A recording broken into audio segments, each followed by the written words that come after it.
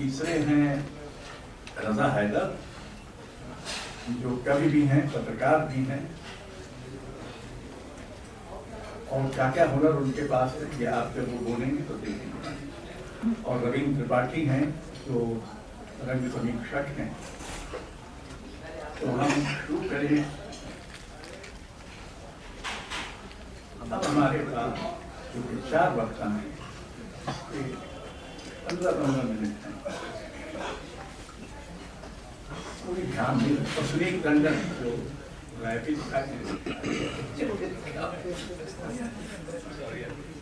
Sumit Tandon is a reluctant panelist.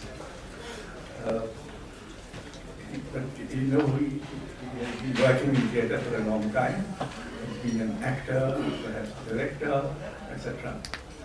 तो 5 लोग हैं, फिर भी 20-20 मिनट बनता है। कोई इससे कम बोलना चाहे तो बहुत ही अच्छा। बात को ऐसे सघन कर दे तो वो बहुत अच्छा है, लेकिन अगर न किया तो मैं सामने बैठूंगा, फिर वहां से इशारा करूंगा, इसको आप बुरा नहीं मानेंगे। तो शुरू करते हैं मिस्टर बजाज साहब।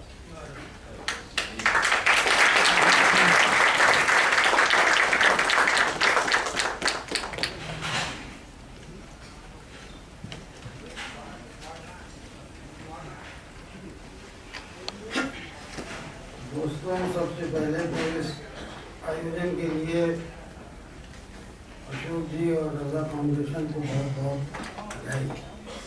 जब मैंने ये सुना कि ऐसा आयोजन हो रहा है तो मुझे ये लगा कि ये बहुत सही और बहुत अच्छा वक्त है और हबीब साहब को याद किया जाना इस वक्त बहुत ज़रूरी है। और ख़ास तौर से जो हालात हैं उन हालात हबीब साहब की विरासत पर बात मैं शुरू ऐसी जगह से करूँगा जहाँ से आमतौर पर नहीं शुरू की जाती, और वो है जामिया। हबीब साहब का जामिया के साथ जो संबंध रहा है वो इतना गहरा रहा है कि आप ये कह सकते हैं कि उनके बहुत विख्यात नाटक आगरा बाजार और जामिया, इसका इतना गहरा संबंध है कि जामिया के बहुत से टीचर्स उसमें उन्होंने भूमिका की है, अदा की है, और वो बताया करते थे कि रिहर्सल कहाँ होते थे। जमुना के किनारे एक बड़ा टीला हुआ करता था, उस टीले के ऊपर एक साथ से बड़े शौकीन बटला उनका नाम था, तो उन्होंने एक खपरेल डलवा दी थी।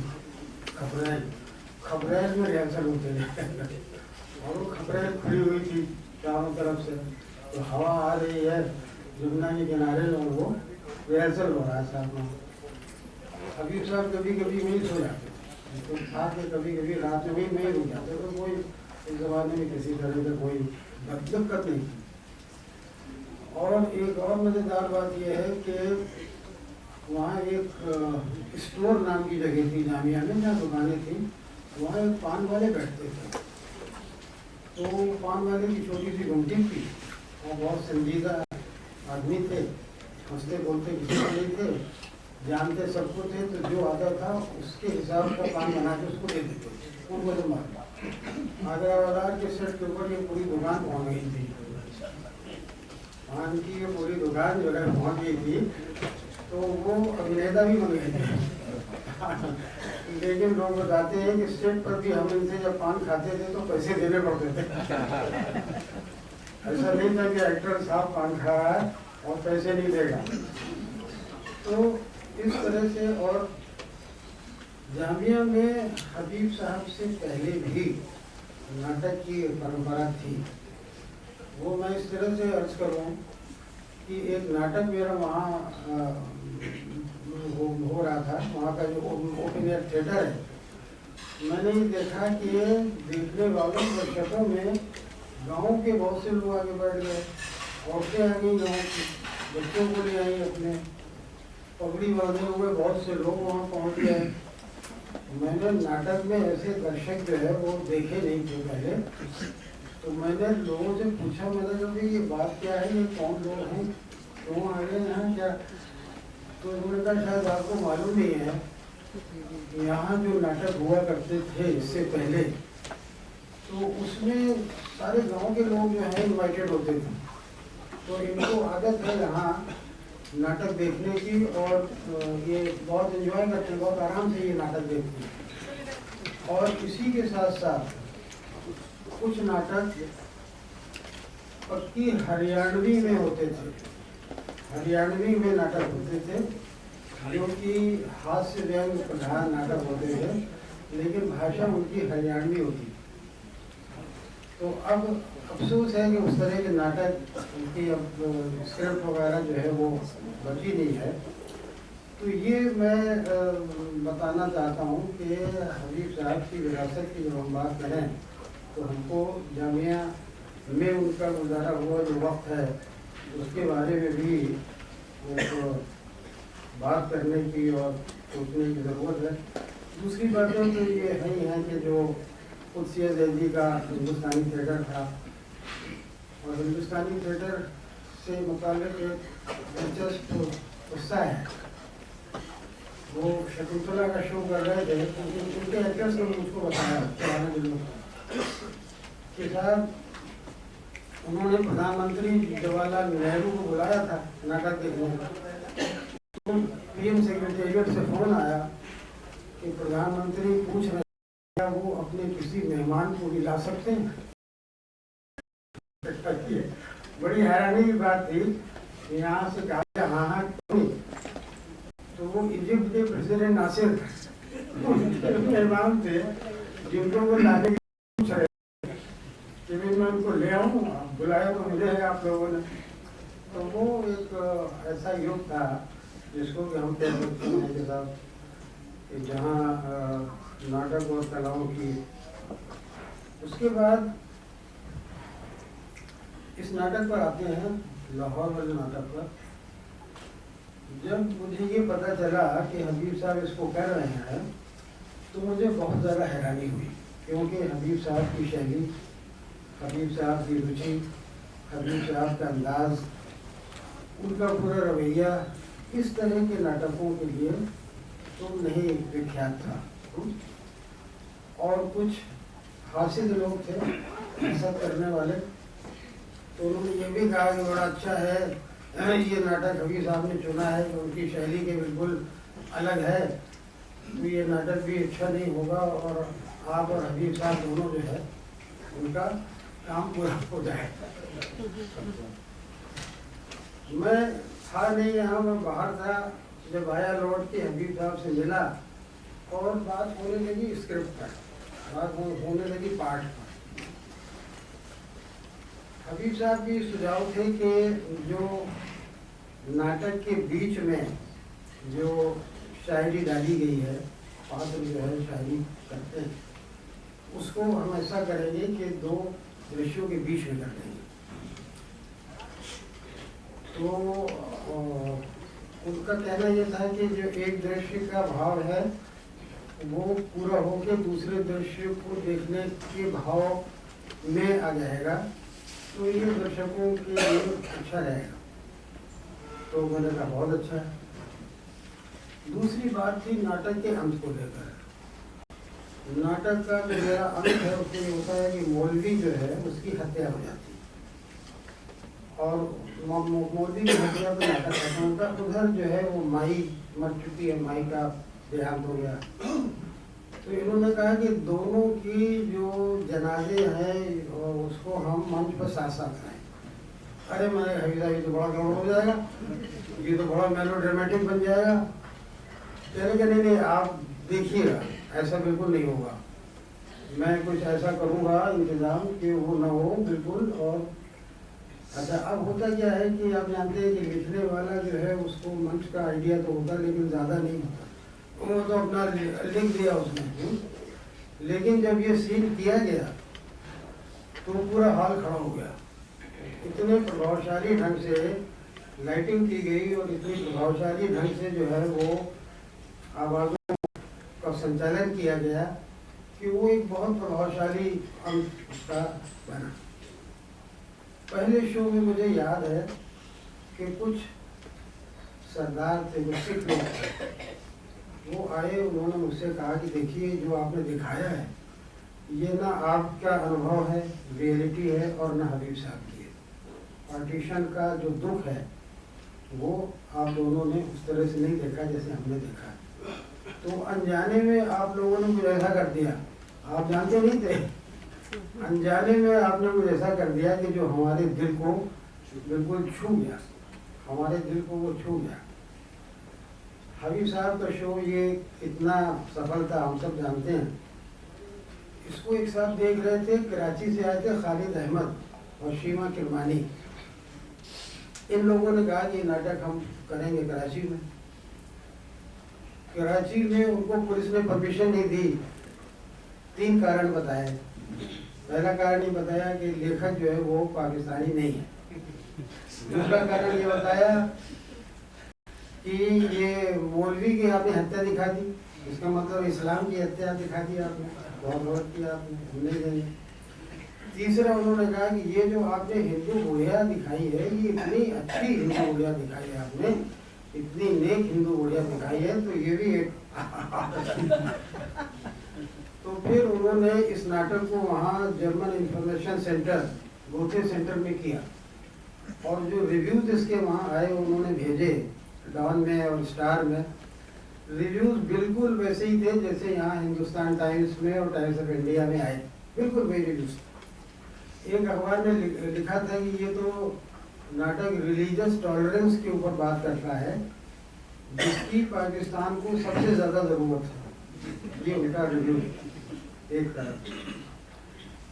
इस नाटक को देखने मतलब मैं तो जा नहीं पाया था, मैंने तो देखा नहीं था, लेकिन ये है कि कराची में सिर्फ इसीलिए हो पाया कि हबीब साहब ने इसको जिस खूबसूरती से किया है उसने लोगों को बहुत प्रभावित किया, बहुत प्रभावित किया। और नाटक के पूरे मर्म को जो समझने की बात होती है, नाटक के जो पूरे डिस्कोर्सेस चल रहे हैं, अंडर करंट चल रहे हैं। अच्छा, ये नाटक कोई वोकल किस्म का जैसे एजिटेशन वाला है, आंदोलन करता, इस तरह का नाटक ये है नहीं, इस तरह का नाटक है नहीं। कुछ निर्देशकों ने इसको ऐसा करने की कोशिश की थी, लेकिन वो सफल नहीं हो पाया। मतलब इसको आप उग्र नहीं बना सकते हो इस नाटक को, ये अंडर करंट भी चलता है। पार्टीशन है, लेकिन पार्टीशन की छाया आपको दिखाई देती है। आप पार्टीशन का विरोध में आपका मन बनता है, लेकिन नाटक कहीं नहीं कहता पार्टीशन के बारे में, कोई कमेंट नहीं करता नाटक। तो इस तरह से उस अंडर करंट को समझने का काम। दूसरा ये है कि जो इस नाटक का एक विभिन्न डिस्कोर्स है, हबीब साहब ने उसको बहुत अच्छी तरह समझा कि महिलाएं जो हैं नाटक में, उन्हीं का बड़ा पॉजिटिव रोल है, वही पॉजिटिव रोल है। और एक एक संवाद को समझ करके उनके पात्र उनके इस तरह से बोलते थे कि उसका पूरा प्रभाव जाता था। जैसे कि एक प्रसंग है कि बच्ची जो है नाटक में, वो अपनी माँ से कहती है कि हाँ और माई, अगर दिवाली एक साथ इस घर में मना रहे हैं तो हिंदुस्तान में हिंदू और मुसलमान एक साथ क्यों नहीं रह सकते थे? तो माँ कहती है कि रह सकते क्या, रहते आए थे बरसों से। तो लड़की कहती है फिर पाकिस्तान क्यों बना? तो माँ कहती है कि अपने अब्बा से पूछना। बड़े बड़े फैसले ये आदमी लोग ले लेते हैं, हमसे पूछा भी नहीं जाता, हमसे कोई पूछता भी नहीं कि पाकिस्तान बनना चाहिए कि नहीं, अपने अब्बा से ये बात जाके पूछो। तो इस तरह की चीज़ों को हबीब साहब ने समझ करके बहुत प्रभावशाली तरीके से, या कवि की जो भूमिका है, कवि एक वर्ल्ड व्यू रखता है जो एक कवि का वर्ल्ड व्यू है। तो उस कवि के वर्ल्ड व्यू को, अच्छा वो हबीब साहब जो है नासिर कादरी को जानते थे और वो खुद कवि थे। हबीब साहब बुनियादी तौर पे कवि थे, तो उसकी भूमिका को भी उन्होंने जो है वो बहुत संभाल के और बहुत बढ़िया ढंग से उन्होंने प्रस्तुत किया। मौलवी का जिस लड़के को रोल दिया था, तो उसका मैनरिज्म जो मैंने देखा तो मुझे लगा अरे वाह क्या बढ़िया मैनरिज्म दिया है हबीब साहब। तो मैंने पूछा उनसे कि ये कैसे आपने ये मैनरिज्म कैसे दिया? तो कहने लगे शायद आपको पता नहीं है, मेरे वालिद मौलवी थे और मैंने उन्हीं का मैनरिज्म जो है वो इस कैरेक्टर को दे दिया। ये देखिए, कैरेक्टर बनाने के लिए जिंदगी से उदाहरण, मतलब जिंदगी से लोगों को लेना, ये कितनी मजेदार बात है। जिंदगी से लिए जा रहे हैं। और इस तरह से ये नाटक जो है वो हबीब साहब के शो की वजह से मतलब हिंदी से भी आगे निकल गया है। उसके कन्नड़ में हुआ है। कन्नड़ के लोगों ने मुझसे कहा कि देखिए अगर हम ये नाम रखेंगे ना कि जिस लाहौर ने देखा वो जमे नहीं, तो कन्नड़ में कोई नहीं समझेगा, कन्नड़ में इसको कोई नहीं समझेगा, तो हम कन्नड़ में इसका नाम रखते हैं रावी किनारे। तो कन्नड़ में ये रावी किनारे के नाम से होता है, गुजराती मराठी में होता है। कुछ यूरोप की भाषाओं में इसका जो अनुवाद जिन्होंने किया, तो मैंने उनसे पूछा, मैंने कहा कि भाई आपकी तो ये रियलिटी नहीं है, आप लोग क्या जाने पार्टीशन क्या होता है और पार्टीशन का दुख क्या है, आप लोग क्यों इस नाटक को पसंद कर रहे हैं? तो उन्होंने कहा शायद आपको मालूम नहीं, पहले विश्व युद्ध के बाद यूरोप की जो स्थिति बनी थी तो उसमें ये उथल पुथल बहुत थी, इधर के लोग उधर जा रहे हैं, उधर के इधर आ रहे हैं। और ये नाटक जो है वो क्रॉस कल्चरल अंडरस्टैंडिंग की बात करता है कि भाई आप किसी की भाषा नहीं जानते, आप किसी के कल्चर से वाकिफ नहीं है, आप किसी से बात नहीं, लेकिन इंसान होने के नाते आपका एक रिश्ता बन रहा है इंसानियत दूसरे इंसान के साथ। ये बातें रही और बहुत लोगों ने तरह तरह से, जैसे मराठी में वामन केंद्रे ने इसको किया और विनय ठाकुर ने भी इसको वहाँ किया। और मैं ये मानता हूँ कि हबीब साहब की ये कला दृष्टि थी बहुत, और न सिर्फ उन्होंने इसके मर्म को समझा, बल्कि ये है कि मुझे लगा कि उनके नाटक में जिन संवादों पर देखने वाले रिएक्ट किया करते थे, तो कुछ ऐसे भी शोज मैंने देखे कि उनके ऊपर वो रिएक्शन नहीं आ रहा, वो रिएक्शन नहीं आ रहा, जबकि हबीब साहब के शो में बड़ा ज़बरदस्त रिएक्शन आता था। तो अब क्या है कि संवाद को समझने के बाद उसको जितने स्ट्रेस और जितना स्पेस और जितना पावर देना चाहिए, इसकी समझ तो उनको इतनी गहरी थी कि वो संवाद से लोगों के साथ संवाद स्थापित कर लेते थे, लोगों के साथ संवाद स्थापित कर लेते थे। और इस तरह से वो नाटक जो है उसकी उसकी उसकी फीलिंग है उभर करके सामने आती थी। तो अब ज़्यादा मैं नहीं बोलूँगा क्योंकि बहुत और भी हमारे मित्र हैं और बोलेंगे।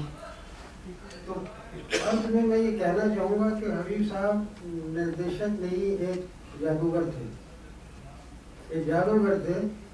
और हर आदमी जादूगर नहीं होता है, हर आदमी जादूगर नहीं होता है।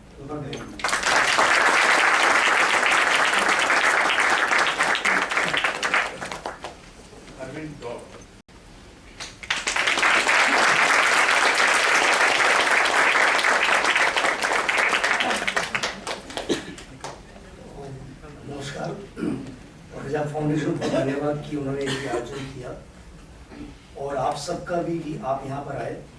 मैं सबसे पहले हबीब साहब की विरासत के बारे में मुझे बोलना है और उनकी पद्धति के बारे में, काम के बारे में, उनकी पसंद अनुभव के बारे में बहुत बड़ा खजाना मेरे पास है। लेकिन आज विषय मुझे विरासत दिया गया है, तो इसलिए मैं व्यक्तिगत बातें बिल्कुल नहीं करूँगा, क्योंकि व्यक्तिगत बातें काफ़ी हुई हैं यहाँ पर।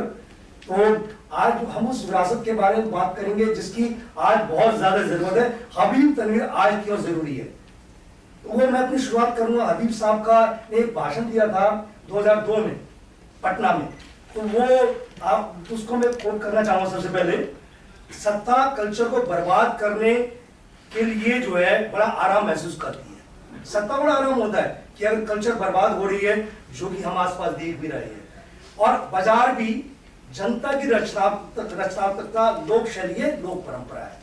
कला कोई ठहरी हुई चीज नहीं है, ये बहुत महत्वपूर्ण बात है। अभी कुछ दिन पहले ही मैं एक जगह बोल रहा था, कला संस्कृति वो बोल रहा था कि 3 विद्वान अचानक मुझसे संस्कृति के बारे में, सभ्यता के बारे में बात करते करते वो लगभग टूट पड़े, जबकि वो साथ में मेरे पैनलिस्ट थे। क्योंकि आज बात करना भी कठिन हो गया है, क्योंकि जिस तरह की चीजें आ रही, जो कला को ठहरी हुई चीज नहीं बदलती है, संस्कृति धीरे धीरे बदलती है, लेकिन अगर हमारे पास अपनी जमीन नहीं होगी तो हवा में उड़ जाएंगे। ये बहुत महत्वपूर्ण बात की, जो आज तमाम रंगकर्मियों को, संस्कृति कर्मियों को ध्यान रखने की जरूरत है। आबिद साहब कहते हैं, मैं ये नहीं कहती कि हमारी परंपरा में जो जैसा है वैसा ही सब ठीक है। जैसे कि लोग कह रहे हैं कि जो कुछ भी हमारी संस्कृति है वो सब ठीक है, चाहे वो 10,000 साल पुरानी थी, आज के उसमें बदलाव नहीं है। तो ये जो बात है उसमें बहुत स्पष्ट रूप से कहते हैं कि हबीब साहब एक चिंतक भी थे, और इसलिए उनकी बात बहुत महत्वपूर्ण है। जैसा वैसा वैसा ठीक नहीं है, अन्यथा अथवा परंपरा पुजारी होना यह भी बुद्ध परस्ती है। उन्होंने एक व्यक्ति का नाम लिया, उसकी जब मैं महापुरुष करना चाहूंगा। उन्हें महापुरुष की पूजा करने वालों को उनकी आग से कोई मतलब नहीं है, और वही आग दुनिया बदल सकती है। तो हबीब साहब आगे कहते हैं कि लोग की दृष्टि ये होनी चाहिए कि आग से दुनिया कैसे बदली जाए, और संस्कृति को ठीक से समझने के लिए उसका विकास का सही समझ आ जाएगी। और आज की राजनीति की भी लोक शैली के भीतर जो सीमाएं हैं वो तो है ही, वो जानते थे, और नतीजा था कि उन्होंने उसमें प्रयोग भी बहुत सारे किए। लोक शैली के भीतर जो सीमाएं वो तो है ही, पर यदि कोई चीज परंपरा के आगे चलकर उसकी सीमाओं को तोड़ती भी है तो वही आधुनिकता है। ये अपने बहुत सारे लोगों को जो दिग्भ्रम हो रहा है, अभी हमारे बहुत सारे साथियों को हो रहा है। मतलब बहुत सारे साथी जो पहले आधुनिकता की बात करते थे उनको नहीं होता, वो अचानक संस्कृति को ही गुणगान करने लगे हैं, जो कि सत्ता को चाहिए। तो यहाँ पर बहुत महत्वपूर्ण बात है, आधुनिकता खुद पैदा नहीं होती, वो परंपरा से आती है। यह भी साहब ने 2002 में सफदर हाशमी जन्मोत्सव के अवसर पर पटना में ये भाषण दिया था।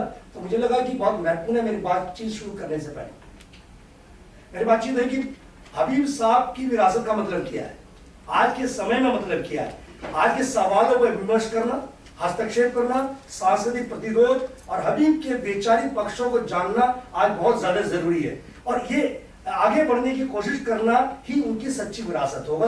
जो उनके मूल्य हैं उनको आगे बढ़ाने की कोशिश करना ही उनकी सच्ची विरासत है। किसी महापुरुष का महिमा गान, स्तुति गबंधन से विरासत तक नहीं बन सकती है, और वो गतिवान और सक्रिय नहीं हो सकती है। हम लोग बहुत लोगों को देखा है कि बातचीत शुरू होती है, होते होते उनका मठ बना दिए गए। तो हबीब साहब मठ की चीज नहीं है, हबीब साहब रोजाना समझने जानने की चीज है। और जैसे कि आपने कहा कि उनके आंदोलन नाटक जो है बहुत आंदोलन नहीं करते थे, लेकिन आंदोलन के पीछे जो जमीन है उसको तैयार करते थे। हबीब साहब की विरासत क्या है? बहुत सारी युवा पीढ़ी यहाँ पर खड़ी है जो शायद वजाज साहब के नाटक के माध्यम से उनसे परिचित है, और चरणदास चौड़ के माध्यम से, लेकिन उनके लिए बहुत ज्यादा जरूरी है कि हमारी विरासत को हमारी पीढ़ी ने जो किया, लेकिन आगे की पीढ़ी जो उसके लिए बहुत अहमियत है। उनकी विरासत क्या है? हबीब की विरासत है उनकी सोशल कमिटमेंट। उनके नाटकों में जो दिखता है लोकतंत्र के प्रति उनकी अटूट आस्था, और शोषण, पाखंड और कट्टरवादिता जो बहुत महत्वपूर्ण है, जिसके बारे में हम बात कम करते हैं और जिसका उनको दर्श उनको बहुत ज्यादा झेलना पड़ा। और झूठे पाखंड, रूढ़िवाद से लगातार टकराव और उसके लिए निरंतर एक प्रतिरोध में खड़ी एक मजबूत आवाज हबीब तमीर है। हबीब तमीर एक जिद का नाम है। मैंने तो हमेशा देखा उनको, जिस समय भी देखा, जहां भी देखा, चाहे तबियत खराब हो, कोई भी कुछ भी हो जाए, नाटक करना हम बहुत मना करते थे कि अभी साहब इतनी यात्राएं मत कीजिए, अब आप बैठिए भोपाल में, बैठिए भोपाल में, उस समय जमीन में लगी थी, वहां पर बैठिए और डायरेक्टर्स को बुलाइए और वो डायरेक्टर्स को सिखाइए, करिए, एक्टर्स को बुलाइए, वर्कशॉप कीजिए। आप बार बार किसी ने बुलाया, किसी देश के किसी सुदूर कोने से किसी ने बुलाया, आप जो टीम को लेकर चले जाते, और फिर जो है भाई हम फिर जो है रेलवे का कंसेशन टिकट जो दिल्ली से करा कर भागते दौड़ते हैं, तो आप बैठ जाओ। आपके मूल लोगों को सिखाने की, भागने दौड़ की नहीं है। एक हबीब साहब एक जिद का नाम थे, अंतिम समय तक भी वो नहीं रुके, लगातार करते रहे। और यही उनकी जो है एक जो उनकी विरासत जो हमें अगली पीढ़ी को लेनी चाहिए कि हमें रुके ना, हम जो काम कर रहे हैं उसको लेकर दृष्टिकोण रखें और समझ रखें। हबीब साहब की एक बहुत बड़ी अच्छी आदत थी जो मैं मतलब मुझे लगता है कि हम समालोचना की बात भी यहाँ कर सकते हैं। जो सबसे बड़ी आदत थी उनकी, जो आज 71 में राज्यसभा में गए और 75 में आपातकाल लगा, उस समय हमने बहुत सारे लोगों को उम्मीद थी कि हबीब साहब कुछ क्रांतिकारी बात करेंगे, लेकिन हबीब साहब शांत रहे। लेकिन उसके बाद 80 का दशक आते आते उन्होंने उस समय की सत्ता की स्पष्ट रूप से, उस समय की सत्ता की स्पष्ट रूप से आलोचना समालोचना वो शुरू कर दी थी। बाद के समय में और भी हुआ। तो हबीब साहब ने अपनी गलतियों से बहुत ज्यादा सीखते थे, कहीं पर भी हुआ, एक ही नहीं गलती, उन्हें कोई भी हुआ, चाहे उनके नाटकों में भी दिखाई देता है। और लगातार 58 से 71 तक जो ग्रामीण कलाकारों को शहरी भाषा, शहरी डिजाइन, शहरी चीजें कराते रहे और जिसमें सफलता असफलता दोनों मिल रही थी, वो भी उनका पूरा प्रयोग था। उससे उन्हें सबक सीखा और नतीजा जो है हम सब ने देखा, चरणदास चौर की एडिनबरा के अंदर सफलता। तो ये उनकी बहुत बड़ी ताकत थी कि वो सबक लेते थे।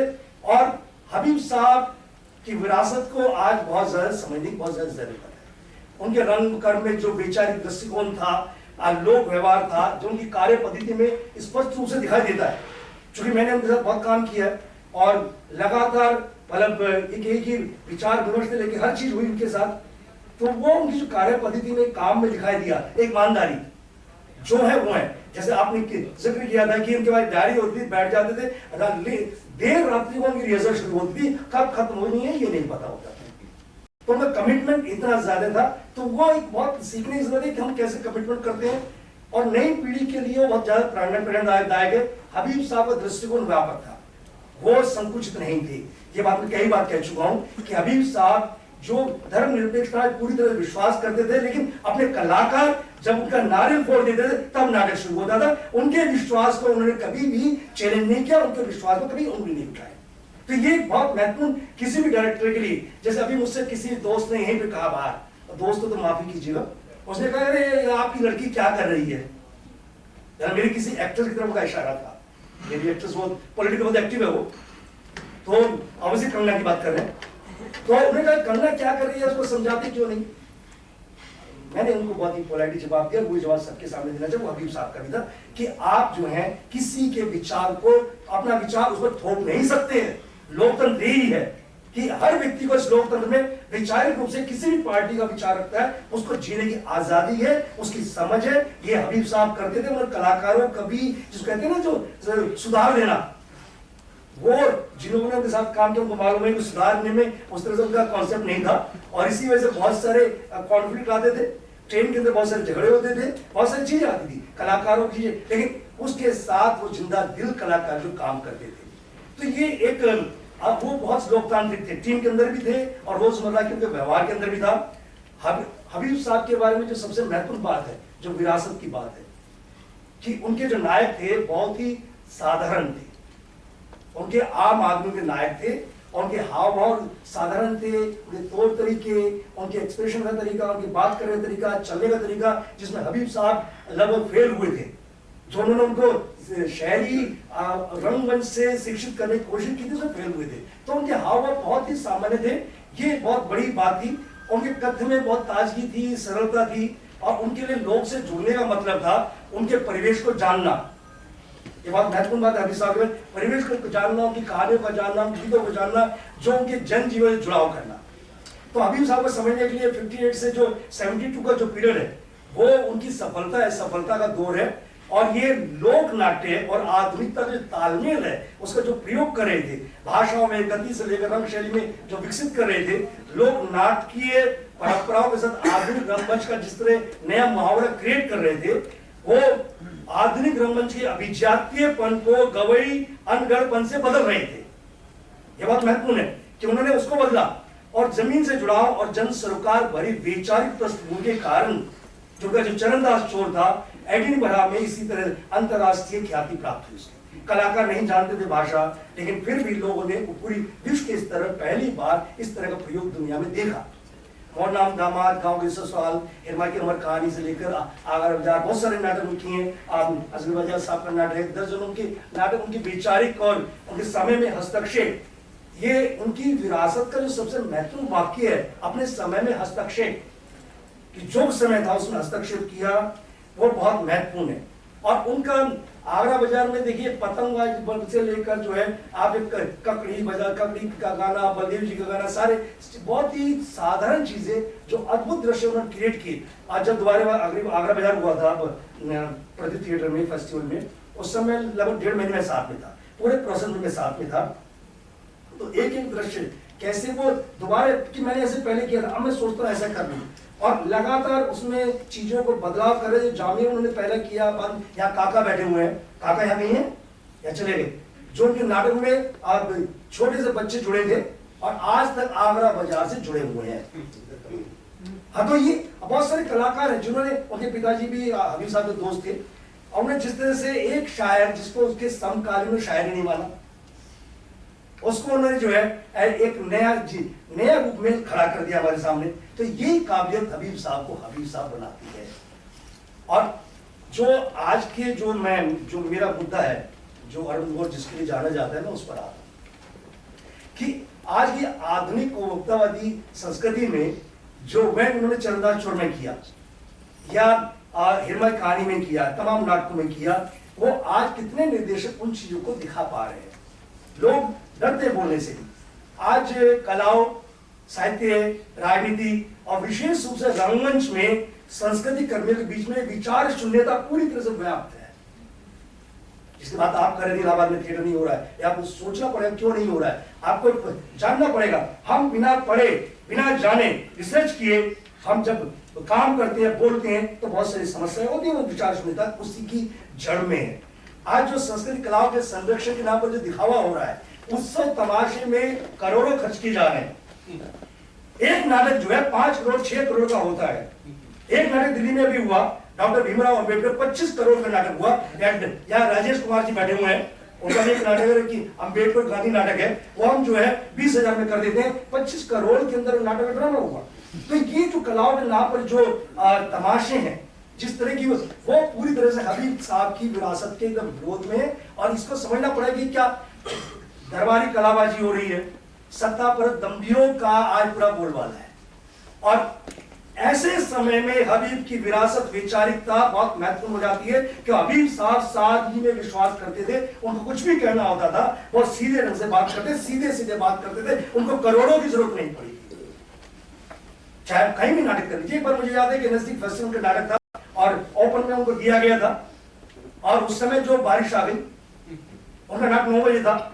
हम दौड़े भागे, तमाम जो भी उनके प्रबंधक थे सबके पास दौड़े, कमानी गए किए कि भाई हम रात भर लाइट से लगाए थे, सेट लगाए। तो हमने कहा इनको हबीब साहब को कमानी में दे दीजिए, शिरा में दे दीजिए, क्योंकि वहां का नाटक तो 8 बजे खत्म हो रहा है।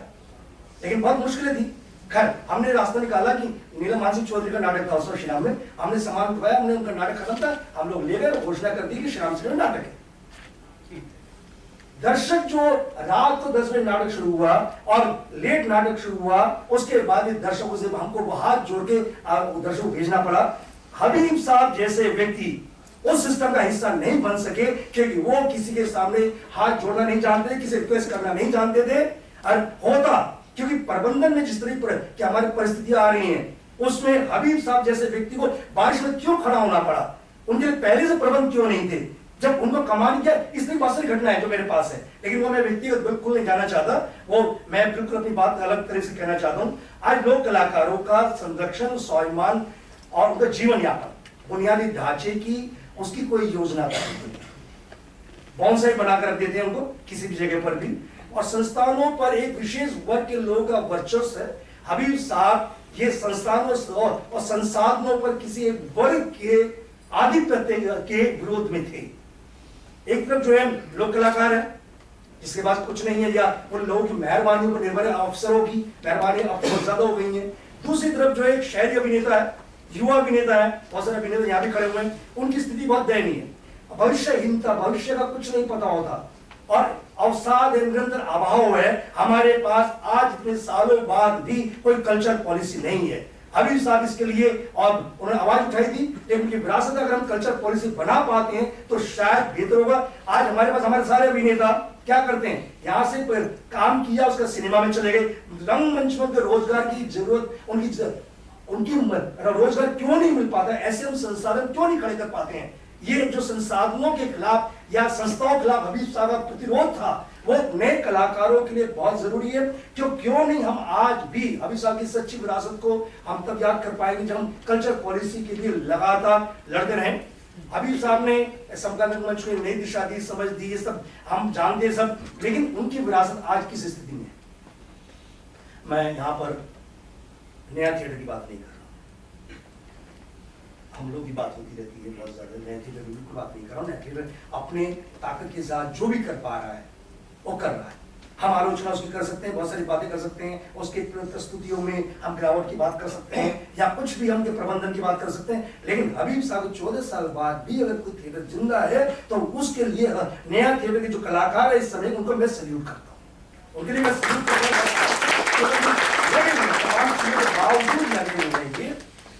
लेकिन मेरे सवाल नहीं होता है कि उनकी जो विरासत है उसको संभालने वाले लोग कहां चले गए?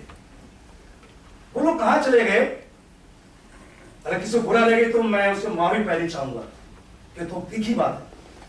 वो लोग कहां चले गए कि हबीब साहब के देहांत के बाद कॉफिन पर अपने संगठन के पोस्टर लगाने वाले लोग आज कहां पर हैं? क्या उनमें से किसी संगठन ने हबीब साहब पर ऐसा कार्यक्रम कराया? हबीब साहब को लेकर जो मार्केट बुलाते रहे, करते रहे, क्या उनमें आगे बढ़कर हबीब साहब को याद किया? रजा फाउंडेशन किया, रजा फाउंडेशन सलाम। एक आदमी मर गया, इतना बड़ा आप पोस्टर लगा देते हैं उनके कॉफिन के ऊपर, ये तो हमारी संपत्ति है। वहां झगड़ा हुआ था हमारा और उसी झगड़े की वजह से बहुत सारी चीजें हुई। नतीजा हुआ कि जब मैं उनको जो कंधा दे रहा था, थोड़ी दूर चलने के बाद मेरे से कंधा भी छीन लिया गया। कंधा छीन के कोई उनकी विरासत थोड़ी छीन सकता है, मेरी यादें थोड़ी छीन सकता है, मेरी बातें थोड़ी छीन सकता है, मेरे पास बहुत कुछ है। तो ये जो विरासत को संभालने वाले लोग थे वो ये कि वो कहां चले गए? वो लोग जो है जिन्होंने निर्लजता दिखाई थी, पाखंड किया था, पूरा पाखंड था। हबीब साहब किसी एक संगठन के नहीं थे, या आप तुम दोनों जानते हैं, किसी एक संगठन के नहीं थे। हाँ, उनकी जो है अभिचारिक रूप से अपनी कुछ संगठनों से सहमतियां थी, उन्होंने कभी भी अपने नाटकों में कोई झंडा नहीं उठाया। हबीब साहब की सबसे बड़ी खासियत ये थी कि उन्होंने इफ्ता के बाद इफ्ता में काम किया, उसके बाद जब उनका पूरा संसार चेंज हुआ, वो यूरोप गए, वापस आए, उन्होंने कभी भी किसी पार्टी का झंडा अपने कंधे अपने नाटकों में नहीं लिया। और यही हबीब साहब की सबसे बड़ी ताकत है, जिसको हमें नए रंगकर्मियों को करना चाहिए। आज के बहुत सारे रंगकर्मी सरकार को झंडे उठाए हुए हैं, सरकारों के एजेंडे में काम कर रहे हैं। सरकारें जो बोलती हैं, सरकार कोई भी हो, सरकार कोई व्यक्ति नहीं होता, सरकारें आती है जाती हैं, हम लोग सारी सरकारों का अनुभव है। तो ऐसा नहीं कि हम लेकिन उन्होंने किसी पार्टी का झंडा नहीं उठाया। हाँ, 71 वाला जो उदाहरण मैंने दिया उसके अलावा कभी उन्होंने नहीं किया। तो हबीब साहब के मैं बात कर रहा था, विरासत को संभालने की जरूरत है। उनकी किताबें, उनके लेख, उनकी शायरियां, उनकी डायरिया, क्या उनको हम एक म्यूजियम में नहीं रख सकते? क्या 14 साल बीत जाने के बाद भी वो सपना आज तक साकार क्यों नहीं हुआ है?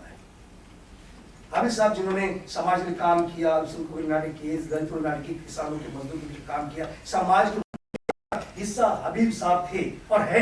तो उनके लिए एक भी कहीं पर म्यूजियम क्यों नहीं है?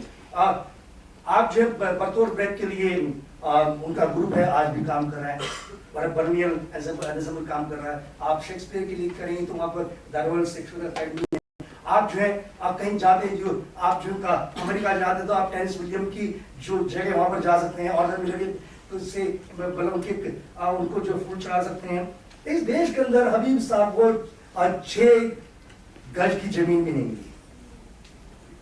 क्या जमीन के बारे में बात नहीं होनी चाहिए? हबीब साहब को जमीन दी गई थी, आज जमीन किस स्थिति में है जिसके हम कहते हैं हबीब साहब यहाँ ठहरो, आप यहाँ पर जो है कार्यशालाएं करो।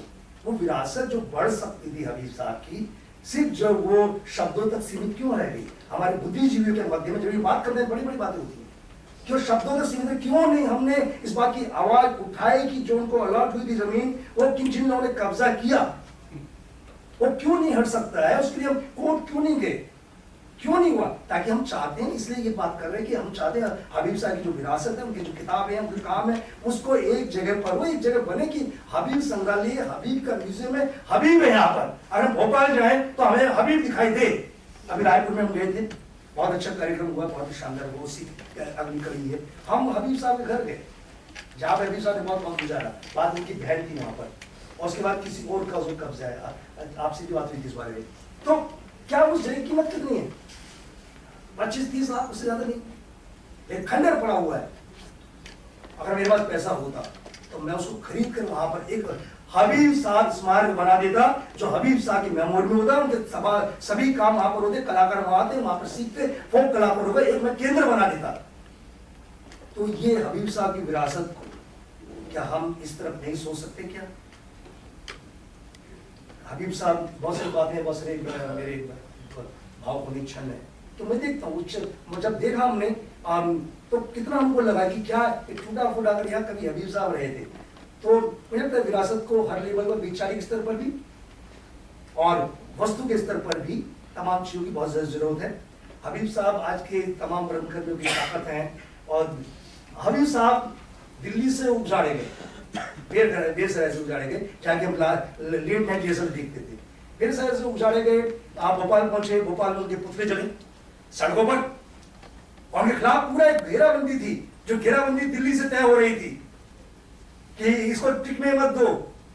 एक व्यक्ति जो अंतरराष्ट्रीय स्तर पर इतना बड़ा था, आपको जानना चाहिए बातें कि इतना बड़ा था, उसकी जो वहां पुतले सड़कों पर चल रहे थे, अंततः उन्होंने जो है समिति ने नए डायरेक्टर की बात की, और हबीब साहब ने कहा, मतलब 4-5 नाम थे मुझे उस समय, सबने मना कर दिया, हबीब साहब ने मुझे फंसा दिया। अरे आ जाओ देखो, मैंने कहा क्या, बोले आकर देखो, अनुभव लो। मैं गया, हबीब साहब ने जब मुझे लिखकर अपना इस्तीफा दिया, मैं आगे बैठा था, लिखकर इस्तीफा दिया, मैं ऐसा नहीं आप एक टेबल पर चेयर बैठी, मैं सामने बैठा हूँ। हबीब साहब उस समय मैंने जिंदगी में उनको कुछ क्षणों में इमोशनल होते देखा। मोनिका जी के बाद उन्होंने मुझसे बोला था कि अब कौन तेरे को जो चाय पिलाएगा, कौन तेरे पिलाएगा, और फिर भपक बनकर रोए थे। और दूसरा मैंने देखा कि उन्होंने इस्तीफा दिया मुझे, उन्होंने इतनी सारे उनके अंदर था, इतना बड़ा व्यक्ति अंतिम मतलब जब रंगमंच के पराकाष्ठा पर है, अंतरराष्ट्रीय स्तर पर इतना बड़ा हो चुका है, और उस व्यक्ति के पुतले जल रहे हैं, लगातार गालियां दी जा रही हैं सड़कों के ऊपर, वो व्यक्ति रोएगा नहीं तो क्या करेगा? अभी साहब ऐसा नहीं है, मैं सिर्फ यहाँ पर आपकी मदद के लिए आया हूँ, और मैं रहा वैसे ही, मैं 4 दिन रहा वहां पर, लेकिन हाल देखा कि जो तमाम लोग जो बाइकाट करके जो कैंटीन में बैठ रहे थे, और तमाम लोगों से, दूसरे लोगों से प्रभावित थे, वो लोग जो है राजनीति उसमें आ चुके हैं। तो अब मैंने कहा मैं नहीं रहूंगा, 4 दिन के बाद मैं भी इस्तीफा दे चला आया। तो मैं इस्तीफा दे घर गया, तो बोले तुम जल्दी कैसे आ गया? मैं इस्तीफा दे आया, हंस पड़े। तो मैंने आप हंस क्यों रहे? बोले मुझे पता था इस्तीफा देगा। अच्छा आपको पता था तो मुझे क्यों आपने वहां पर कहा? अरे मैं चाहता था कि अरविंद जान ले कि बड़े से बड़ा पद, बड़े से बड़ा लालच जो है जिंदगी में बहुत कम होता है, और ये तुम्हारे अंदर ताकत है, आदत है, और इसको बरकरार रखना। हबीब साहब की बात मुझे हमेशा याद रहती है। जब जब मैं कसौटी पर कसा, जहां पर मुझे निर्णय लेने की जरूरत पड़ी, हबीब साहब मुझे याद आते हैं। नहीं कोई लालच नहीं, कुछ नहीं, आपने काम करिए, और मुझे लगता है ये हबीब साहब की मेरे लिए बहुत बड़ी जो है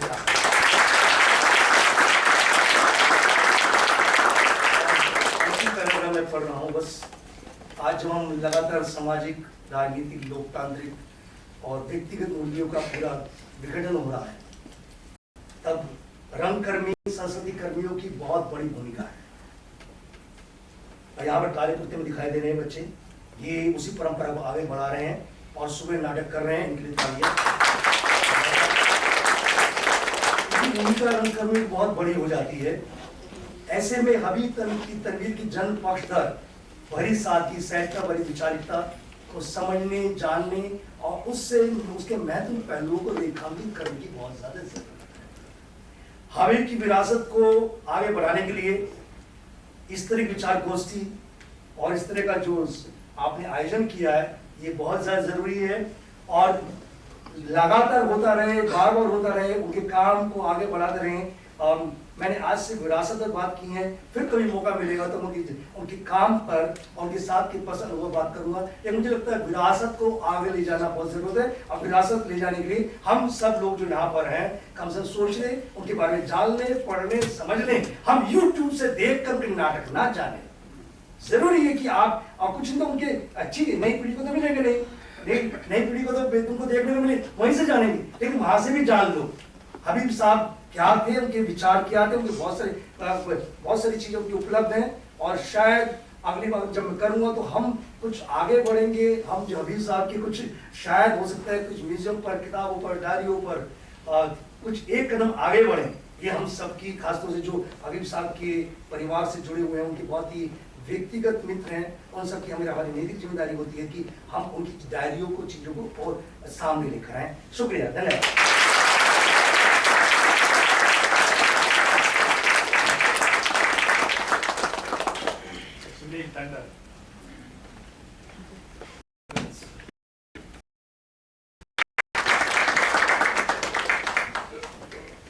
Thank you very much, Ashok ji, but I am really feeling very hesitant being here because I have such great persons on the panel and I do not measure up. I must say that, number one. Number two, my acquaintanceship with Habib Saab and his work is very limited. As I had told you before, when you asked me to speak, why are you asking me when there are so many people? So, from that very limited association, I'll say a few words and not dwell on it too much. I came across Habib Saab's work when I used to write regularly a review, a theatre review column, for a now defunct publication called The Sunday Observer, which was quite a good publication at one time. I used to write a weekly column, so perforce I had to see all kinds of plays, and I did see a lot. And that's when I come across Habib Saab, and I think I can remember two productions particularly. Of course, Agra Bazaar, which was a revelation completely. One had not seen a play of that kind ever. And I don't think I ever saw any play like that ever again. So it was quite a unique experience seeing Agra Bazaar on stage, the way he had populated the stage, the way he used the poetry and the people. It was quite an incredible experience.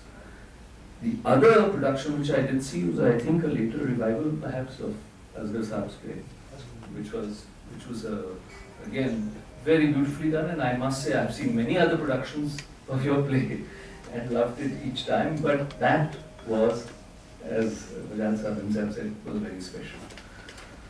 I did meet him a few times also because he was, in those days there was such a great deal of camaraderie amongst theatre workers. So, I mean, I had started out with people like Marcus Merge, and then with Joy Michael, with Yatrik, where almost everybody who was anybody in theatre in those days had worked at some point or the other with Yatrik. So obviously they were great friends, and I would meet them socially also sometimes, Monica ji also, and Habib Saab as well.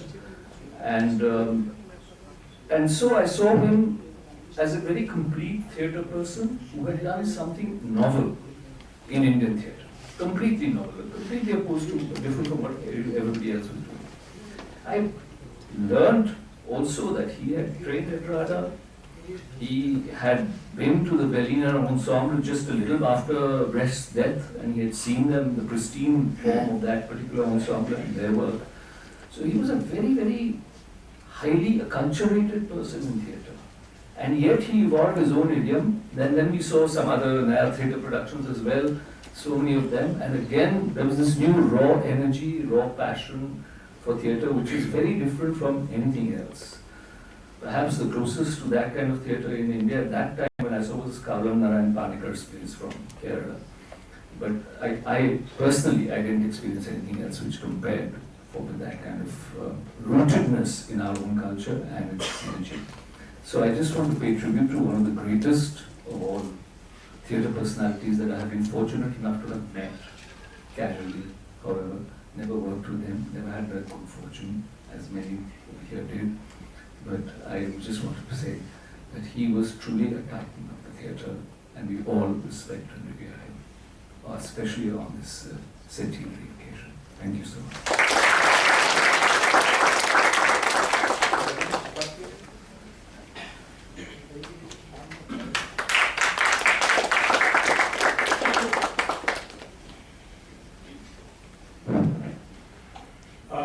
नमस्कार मित्रों, सबसे पहले राजा foundation और अशोक जी का शुक्रिया दो चीज़ों के लिए, इस आयोजन के लिए और इसमें मुझे निमंत्रित करने के लिए।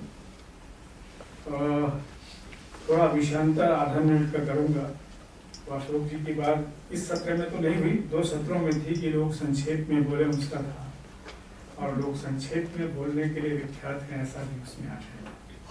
तो मुझे याद आ गया, हिंदी के एक आलोचक थे शिव कुमार मिश्र, जनमादी लेखक संघ के कार्यक्रम में गया था, वहाँ ऐसे ही टाइम का कॉन्स्टेंट था। तो लोगों ने कहा कि शिव कुमार मिश्र जी संक्षेप में बोलने के लिए विख्यात हैं। शिव कुमार जी मंच पर आए कि मैं कोई संक्षेप में नहीं बोलूंगा, मैं हमेशा विस्तार से बोलता रहा हूँ, विस्तार से ही बोलूंगा।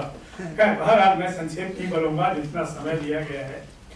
और जो मैं तय कर गया था, नोट्स बना कर गया, उसमें थोड़ा सा अभी जो बातचीत हुई उसके में थोड़ा सा हेरफेर किया। और जो पूनम तिवारी ने जो गाने गाए सुबह, और वो गाने देख करके सुन करके, मतलब पहले भी सुने थे, उनके नाटकों में भी सुने हैं, हबीब तनवीर के बहुत सारे नाटक में। पर एक आज का जो थिएटर, मॉडर्न थिएटर, पूरी दुनिया में जो थिएटर है, वो स्तानिस्लावस्की का जो एन एक्टर प्रिपेयर्स जो है, या जो है कि एक अभिनेता को मेथड एक्टिंग की आनी चाहिए। तो अनामिका अक्सर जो बहुत प्रसिद्ध रंगकर्मी हैं और फिल्म भी बनाई है उन्होंने हाल में, उनका एक पोस्ट मैंने पढ़ा था, बाद मैंने फोन किया, उन्होंने कहा कि जो स्तानिस्लावस्की ने लिखा था वो उसका अंग्रेजी ट्रांसलेशन बिल्कुल सही नहीं है, बहुत अपर्याप्त है, और वो अमेरिकन ने उसको मेथड एक्टिंग बना दिया। मेथड एक्टिंग नाम की कोई चीज नहीं थी। और स्तानिस्लावस्की ने जो थिएटर किया था, उनका मुख्य यह था, 2 शब्द का प्रयोग किया उन्होंने, आत्मा यानी स्पिरिचुअलिज्म से उसका तात्पर्य था। और स्तानिस्लावस्की ने जो किया वो दरअसल एक आम आदमी को रूसी रंगमंच पर, आम आदमी को ही नहीं, आम अभिनेता को, जो अभिनेता प्रिपेयर करता था उसको नहीं, जिसके बारे में, बल्कि साधारण अभिनेता को भी लाने का काम किया था स्तानिस्लावस्की के। और जब उनका तलघर नाटक जो गोरकी का है, हालांकि मैंने तो जो स्तानिस्लावस्की ने किया वो नहीं देखा है, लेकिन तलघर कई बार देखा है गोरकी का, उसमें चाहे एक्टर हो, चाहे वो विषय हो, चाहे वो चरित्र हो, कोई भी जो है वो ऐसा नहीं है कि जो एलीट का है। जब मैं हबीब तनवीर की बात करता हूँ, और आप लोगों ने सबने महसूस किया आए सवेरे से, सबने कि उन्होंने साधारण लोगों को, न सिर्फ साधारण लोगों को दर्शक को लाया, बल्कि उनके अभिनेता भी वे नहीं थे जिनको आमतौर पर प्रशिक्षित या मेथड एक्टर कहा जाता है, पर वो शानदार अभिनेता थे। पूनम तिवारी ने तो सवेरे ही दिखा दिया संगीत में। और जितने लोगों ने, कोई जिसने भी चर्चा की, आगरा बाजार की जो चर्चा की, या हिरमा की अमर कहानी की जिसकी चर्चा कम हुई, मैं थोड़ी सी उसकी चर्चा करूंगा, या चरणदास, या और भी दूसरे नाटक आप ले लीजिए, सब में जो सामान्य आदमी है वहीं से अभिनेता आता है, तो प्रशिक्षित अभिनेता नहीं है।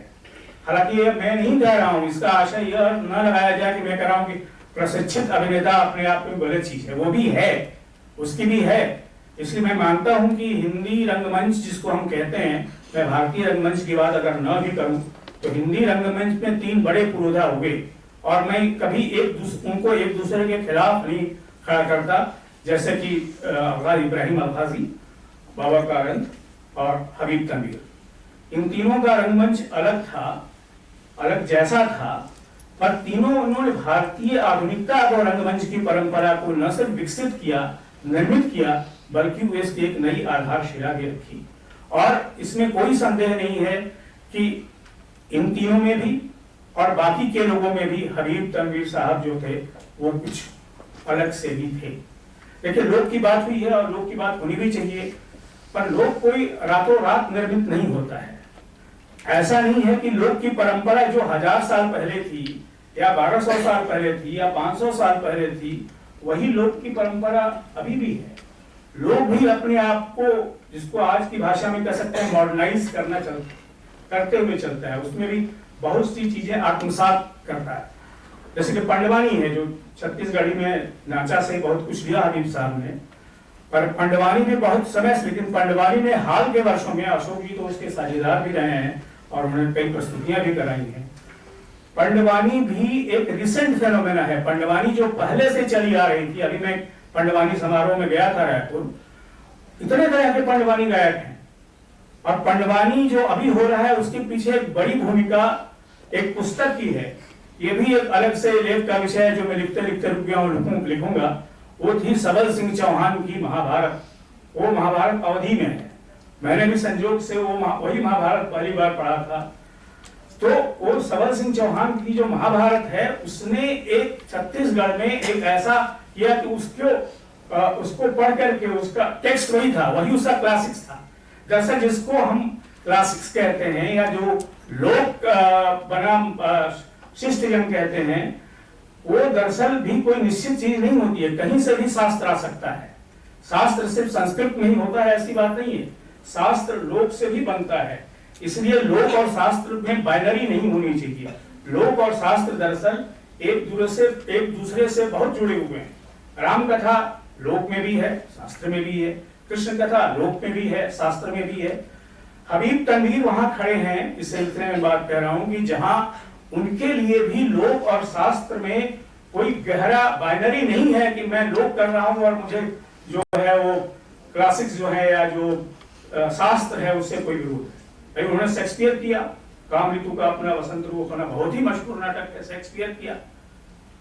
और हबीब असगर वजाहत का तो किया ही था, पर असगर वजाहत वाले में मुझे असगर जी से भी मैंने पूछा उस लड़के का नाम जिसने जब पहली बार हुआ था जिस लाहौर ने व्याख्या वो जन्माई नहीं, तो उसमें जो बूढ़ी माँ का किरदार है वो लड़के ने किया था, मेल एक्टर ने किया था उसको, बूढ़ी माँ का किरदार पीयूष ने किया था जैसा बताया मुझे। गिरीश ने किया था, मैं नाम भूल गया। पर वो गजब का, क्या गजब का है, तो उसको क्या कहेंगे आप, लोक शास्त्र बिल्कुल नहीं, वो था इनोवेशन, नयापन।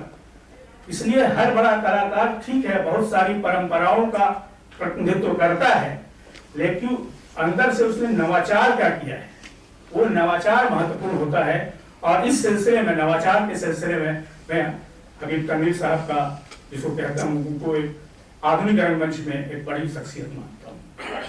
दोस्तों, जो हमारे यहाँ कई तरह की रचनात्मकताएं रही हैं। बहुत सारे लोग जो हैं वो इतिहास को जो ब्रिटिश परंपरा के तहत 3 भागों में बांट देते हैं, प्राचीन भारत, मध्यकालीन भारत, आधुनिक भारत। और इसमें आजकल जो चलन है, कुछ वर्षों से चल रहा है कि मध्यकालीन भारत को तो अवमूल्यित किया जाए, जैसे कुछ हुआ ही नहीं। प्राचीन भारत में बहुत कुछ था। लेकिन मेरा ये कहना है इस सिलसिले में, वो कि मैं गलत मानता हूँ इस डिवीजन को, इस विभाजन को, मध्यकालीन भारत में ही बहुत कुछ हुआ। उसकी चर्चा मैं भी थोड़ी देर करूंगा हबीब तनवीर के ही सिलसिले में। आधुनिक भारत में भी बहुत बड़े प्रयोग हुए हैं, बहुत बड़ी उपलब्धियां हैं कला के हर क्षेत्र में। हिंदी में ही नहीं, सभी भारतीय भाषाओं में, अखिल भारतीय स्तर पर आप पूरे आधुनिक कला का, साहित्य का, रंगमंच का, संगीत का, फिल्म का अगर देखें तो इतनी बड़ी चीजें हुई हैं कि शायद इतिहास के किसी कालखंड में नवजागरण की बात तो की जाती है, लेकिन वो शायद उस तरीके से मैं नहीं जानता। बाकी चीजें छोड़ दीजिए, आप सिर्फ बात कीजिए रंगमंच की। तो रंगमंच हमारे यहाँ संस्कृत का क्लासिक रहा है, मध्यकाल में उसका क्या हुआ इतिहास है, हालांकि वो इतिहास भी ठीक ढंग से लिखा नहीं गया है। लेकिन आधुनिक रंगमंच जो है वो तो आधुनिक काल में ही जन्मा है ना, और उसने कितनी ऊंचाई प्राप्त की। अलग अलग भारत के अलग अलग हिस्सों में, परिकर की बात की गई, मैं कन्हैयालाल की भी बात करूंगा, बादल सरकार की भी बात करूंगा। इन लोगों ने आधुनिकता को, मॉडर्निटी को कितने ऊंचाई पर पहुंचाया। ये सब क्रिएटिव लोग थे।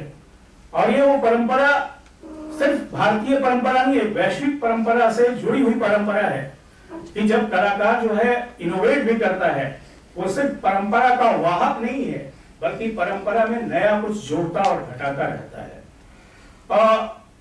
हबीब तनवीर के सामने दूसरी मध्यकालीन की बात मैं कहूंगा कि मध्यकालीन भारत में मैं और हिंदी साहित्य की बात करूं तो वो कहा भी गया है, लोक जागरण कहा गया है, जब अवधी में, ब्रजभाषा में, मैथिली में बहुत सारे कवि, विद्यापति हुए, सूरदास हुए, तुलसीदास हुए, जयसी हुए, इतनी बड़ी परंपराएं रही हैं। पर इन लोगों ने क्या किया, जो काम इन लोगों ने किया वह था जो भाषा थी, जिसको हम बोलियां अभी भी कहते हैं, उसमें बड़े क्लासिक्स रखे।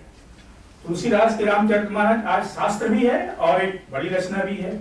जैसी जो पद्मावत है क्लासिक्स भी है, अपने आप में शास्त्र भी है और बहुत नवाचार भी है, आज भी है उसका। कबीर, और कबीर के बारे में जो हजारी प्रसाद द्विवेदी ने लिखा है उपसंहार वाले अंश में कि कबीर बहुत कुछ थे। वह हिंदी मुस्लिम एक्ट के विधायक के थे, एक्ट के विधायक के प्रतीक थे, वो जिसको कहते हैं समन्वयकारी थे, बहुत कुछ थे। तो हबीब साहब ने भी छत्तीसगढ़ी भाषा जो है, इसको बोली भी कर सकते हैं, उसको किस नवाचार से कहां पहुंचा दिया। आज भोजपुरी कहां से एसोसिएटेड है? भोजपुरी के सारे गीतकार किस तरह के गीत गा रहे हैं, कहने की जरूरत नहीं है। भोजपुरी अभी तक उससे, क्योंकि वहां कोई हबीब तनवीर नहीं हुआ, लेकिन छत्तीसगढ़ में हुए। आज छत्तीसगढ़ में बहुत सारे नाटक हो रहे हैं। कारण जी ने भी शायद क्या बुंदेली में एक नाटक किया था, वो पता नहीं वो प्रक्रिया अधूरी रह गई, हालांकि कुछ कारण उनके जीवन से भी जुड़े रहे। पर एक नवाचार का समय ये उन भारतीय भाषाओं के समय में भी रहा है, आज की आधुनिक युग के भी काल में रहा है, जिसको हम कह सकते हैं कि ये नई सृजनात्मकता का बहुत बड़ा काल है। ये आधुनिक काल को हमें अब उस तरीके से भी वैचारिक रूप से भी देखा जाना चाहिए। नाटक की परिभाषाएं कई हैं और विश्वविद्यालय में तो नाटक की परिभाषा ज्यादा पढ़ाते हैं, नाटक कम पढ़ाते हैं। हमारे यहाँ हिंदी में तो यही स्थिति है। पर कोई भी कला किसी एक परिभाषा से बंधी नहीं होती है। आप पुरानी सभी परिभाषाओं को उठा लीजिए कला के बारे में, तो फिगरेटिव आर्ट को लेकर के हैं, लेकिन 100 साल में लगभग एब्स्ट्रैक्ट आर्ट ने जो काम किया वो भी बहुत बड़ी चीज है। वैसे ही देखिए हबीब तनवीर के जो नाटक हैं, आगरा बाजार, कोई भी आप परिभाषा उठा लीजिए नाटक की, उस पर फिट नहीं बैठता है। कोई हीरोइन नहीं है, कोई मध्यांतर नहीं है, कोई पहला दूसरा तीसरा अंक नहीं है, चल रहा है, कंटिन्यूटी है, पर क्या वो नाटक नहीं है? आज सब लोगों ने स्वीकार किया वो बड़ा क्लासिक है, वो क्लासिक नाटक है आगरा बाजार, जबकि वो उस तरीके का नाटक है ही नहीं। यही होता है नवाचार जो हबीब तनवीर ने किया। हिरमा की अमर कहानी के बारे में बात करूंगा, 2 और बात समाप्त करूंगा। ये हिंदी का ऐसा पॉलिटिकल प्ले है जो राज्य यानी कि स्टेट और जो पहले से एक आम लोगों की आवाज है उसमें जो कॉन्फ्लिक्ट है उसका नाटक है। और इस तरह का नाटक, इस तरह की कोई रचना भी शायद हिंदी में उपन्यास में तो नहीं लिखी गई है, जहां तक मुझे जानकारी वजाहत साहब बताए। इतना बड़ा कॉन्फ्लिक्ट है उसमें, और उसमें हबीब तनवीर क्या उसमें स्पीच देते हैं, उनका वो एक विधायक के रूप में स्पीच है, मतलब वो हिरमा की तरफ से बोल रहे हैं। उस स्पीच को पढ़ लीजिए, मुझे लगता है वो स्पीच भी अगर सुना दिया जाए, उसको कहीं रिकॉर्डेड होगा, तो वो मॉडर्न स्टेट जो है क्या कर रहा है। और आज तो और ज्यादा उग्र हो गया है। जब हिरमा की अमर कहानी लिखा गया था तो उतना उग्र नहीं था। आज के जमाने में हिरमा की कहानी से बात बहुत आगे बढ़ गई है, लेकिन एक मेटाफर के रूप में, एक रूपक के रूप में जो बात हबीब तनवीर ने उस नाटक में कही, उस नाटक की हिरमा की अमर कहानी की अपनी अद्वितीयता है, चरणदास चोर और आगरा बाजार से भी है। मुझे लगता है अंत में एक छोटी सी पर्सनल जिसको कहते हैं संस्मरणात्मक, मेरा उनसे बहुत ज्यादा वास्ता नहीं था, 2-3 बार ही मिला था, हल्का ही था।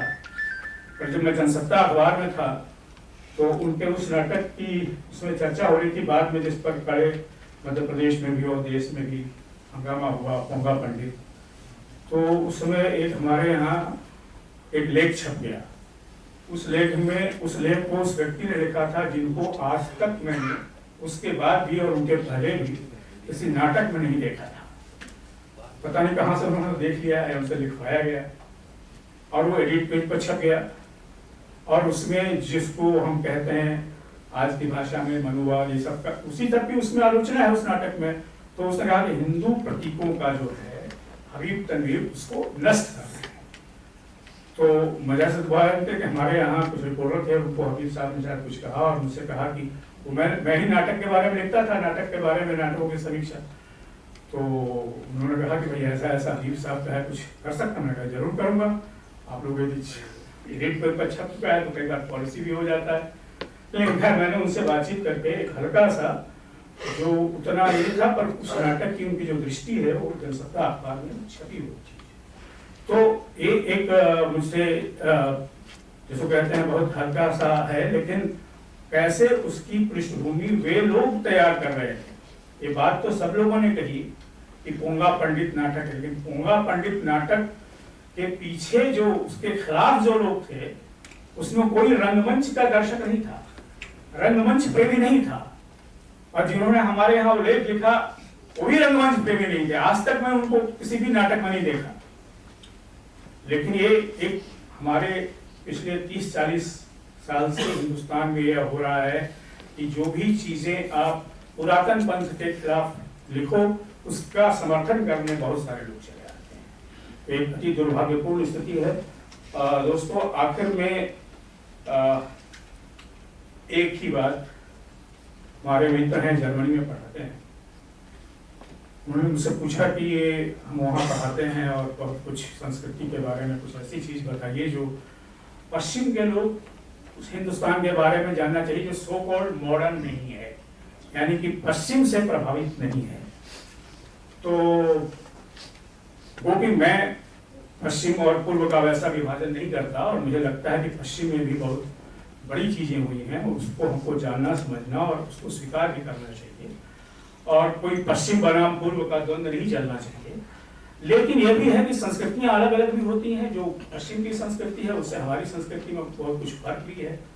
तो मैंने उनको कहा, मैंने हबीब तनवीर का ही नाम लिया, अभी उनसे 2-3 महीने पहले उनसे मेरी कि हबीब तनवीर के जो नाटक हैं वो वेस्टर्न क्लासिज्म के जो ट्रेडिशंस की हैं, और उनके पढ़ाया भी जाता है, उनके एकेडमिक्स में भी है। उस पर हबीब साहब के नाटक सबसे अलग जाते हैं। एक साउथ इंडियन ट्रेडिशन, दक्षिण एशियाई, और कम से कम और ज्यादा सटीक ऊपर गए तो भारतीय परंपरा है। इसके बारे में भी हमें सोचना चाहिए कि कैसे पश्चिम की परंपरा से जुड़े, और उसके बारे में जानते हुए भी हबीब साहब ने ऐसे नाटक किए जिसको हम आम बोलचाल की भाषा में, आम शब्दावली में देशज परंपरा कहते हैं। ये भी हबीब साहब का बड़ा योगदान है। दोस्तों, मैंने संक्षेप में और जितना समय अशोक जी ने दिया था उसमें अपनी बात कह दी। धन्यवाद।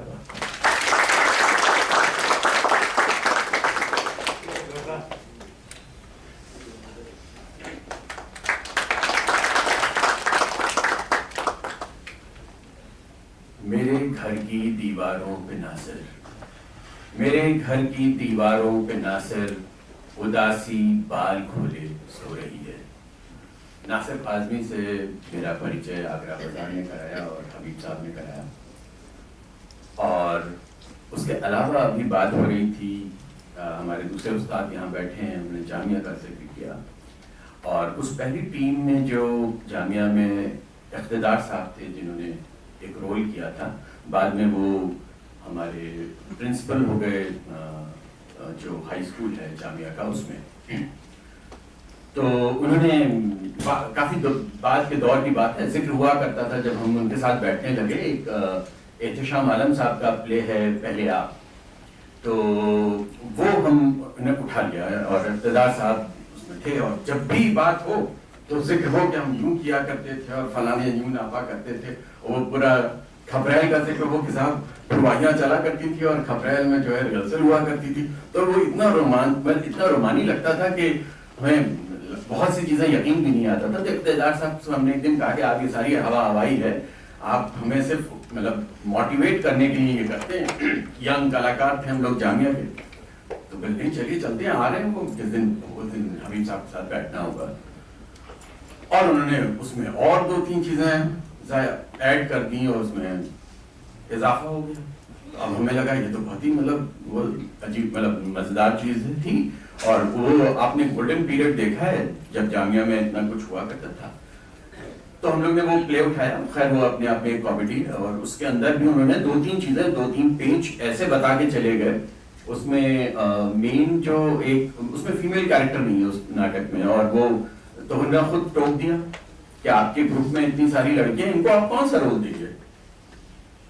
तो जो अभी बात हो रही थी कि और उन्होंने ऐसे ही कहा कि इनमें से किसी को एक लड़के का भी रोल दीजिए, इनको वो गुंडा क्यों नहीं बना देते, तो उसमें गुंडा है। लड़कियां सब बिदक गई क्योंकि कोई गुंडा नहीं बनना चाहता था, तो ऑफकोर्स उन्होंने अपनी जिंदगी का सबसे नायाब रोल मेरे ख्याल से उन लड़कियों ने खो दिया, क्योंकि जस्ट उसके बरक्स उन्होंने सालों बाद जाके गिरीश भाई को, जब रेपेट्री में वो रीडिंग्स ले रहे थे तो गिरीश भाई को रोल दे दिया था कि तुम पढ़ दो।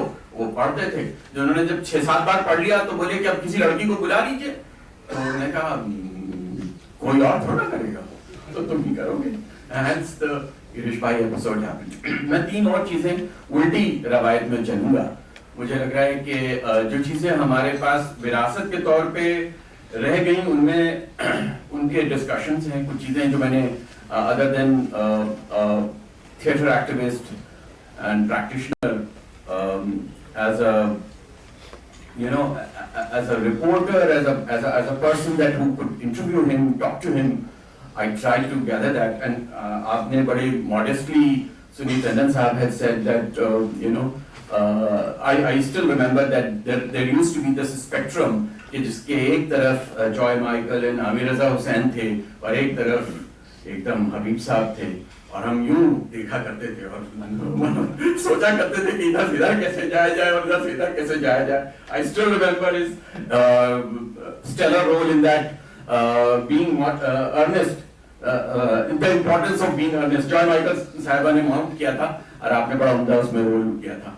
उसी दौर में तो हमारे लिए तो ये द्वंद था, मतलब एक बीच की वो था और बड़ी कशमकश रहा करती थी। आमिर रजा हुसैन ने उस वक्त द माउस ट्रैप शायद माउंट किया था उस दौर में।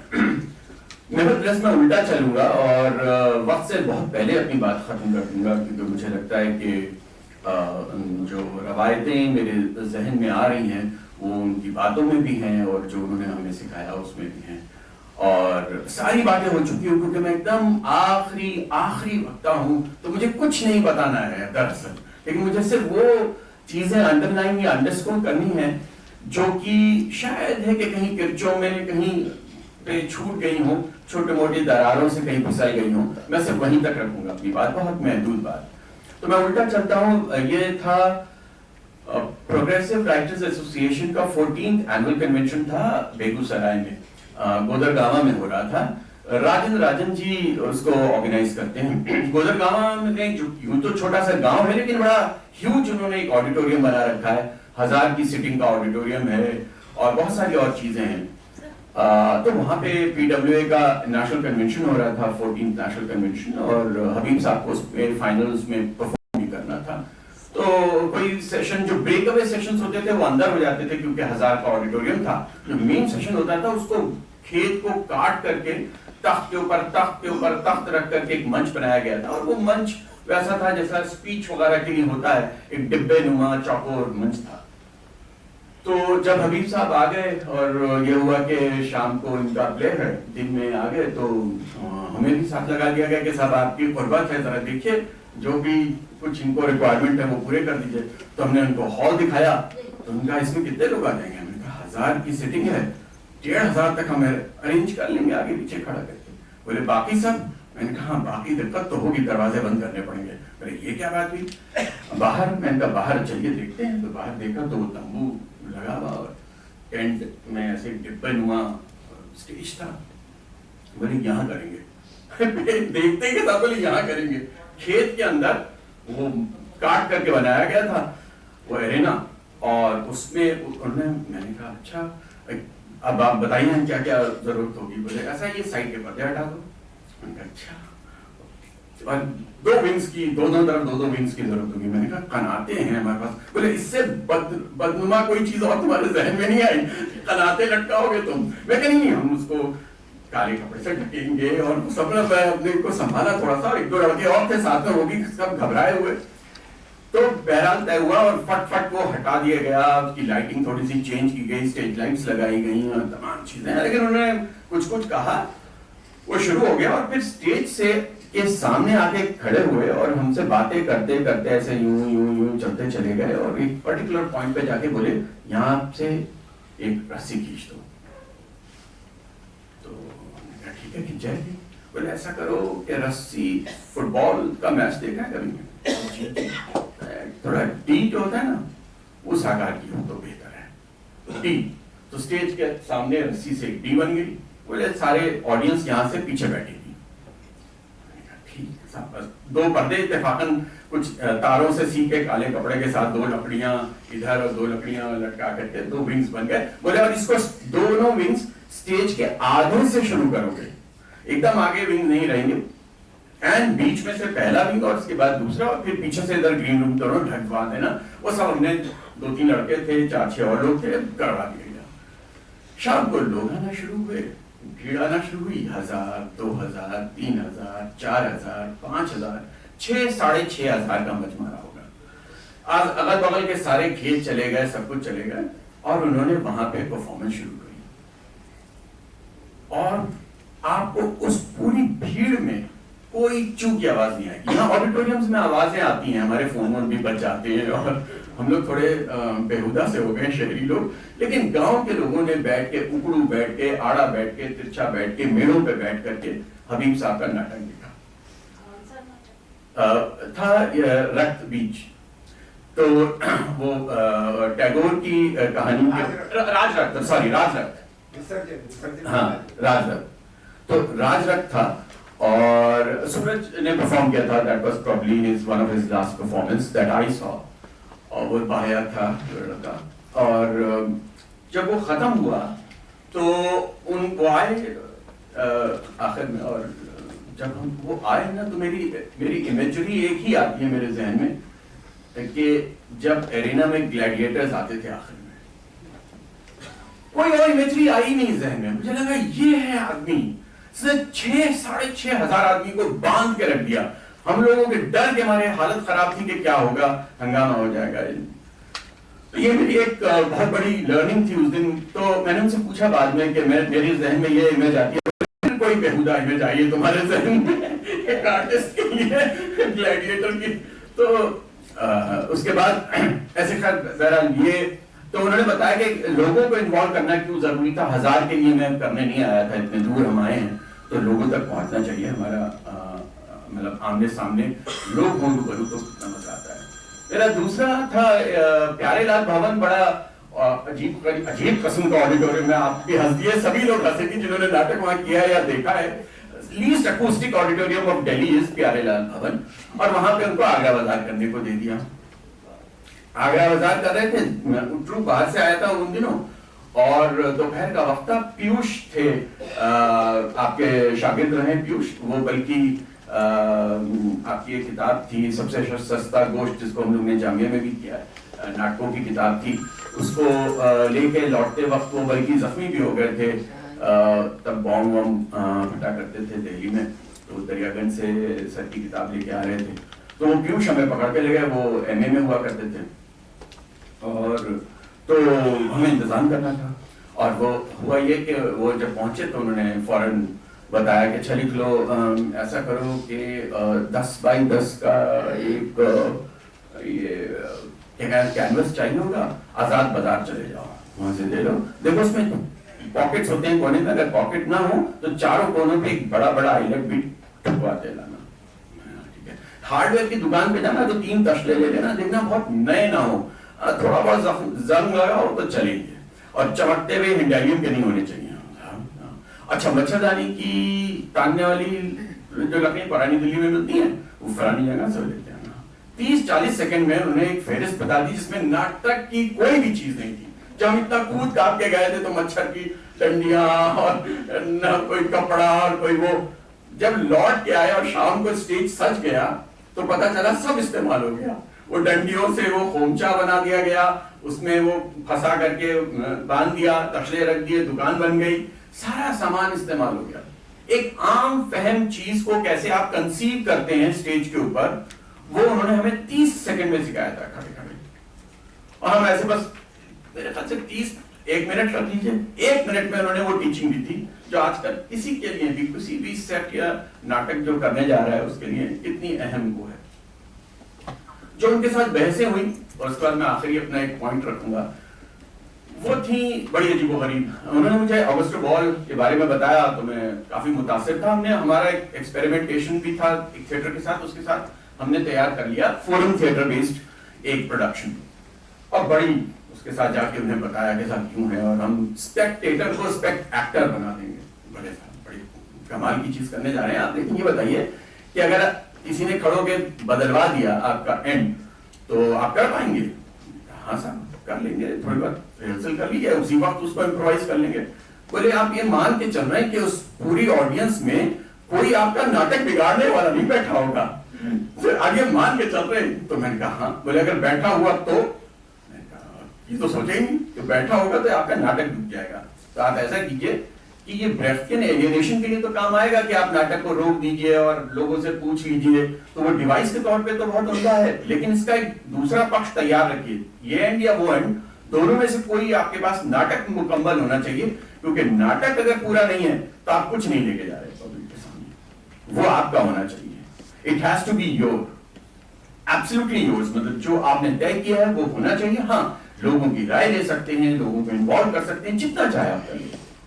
ये मेरी, उन्होंने मुझे introduce, I didn't know A of Augusto ball, उन्होंने मुझे इंट्रोड्यूस किया था थिएटर ऑफ द प्रेस के साथ, तो किताब भी दी थी एक, मैंने उसको फोटोकॉपी करा के उनको वापस कर दिया था, इस तरीके से हुआ। लेकिन उनका जो क्लैरिटी ऑफ थॉट थी वो ऐसी थी कि वो आपको बताती है कि आपको जहां खड़ा होना है वहां होना है, और वो आपका अपना पक्ष है जिसे आपको दिखाना है, और आपको वल्नरेबल होना होता है जब आप दिखा रहे होते हैं। ये बात वो उन्होंने उस बात में हमें बता दी।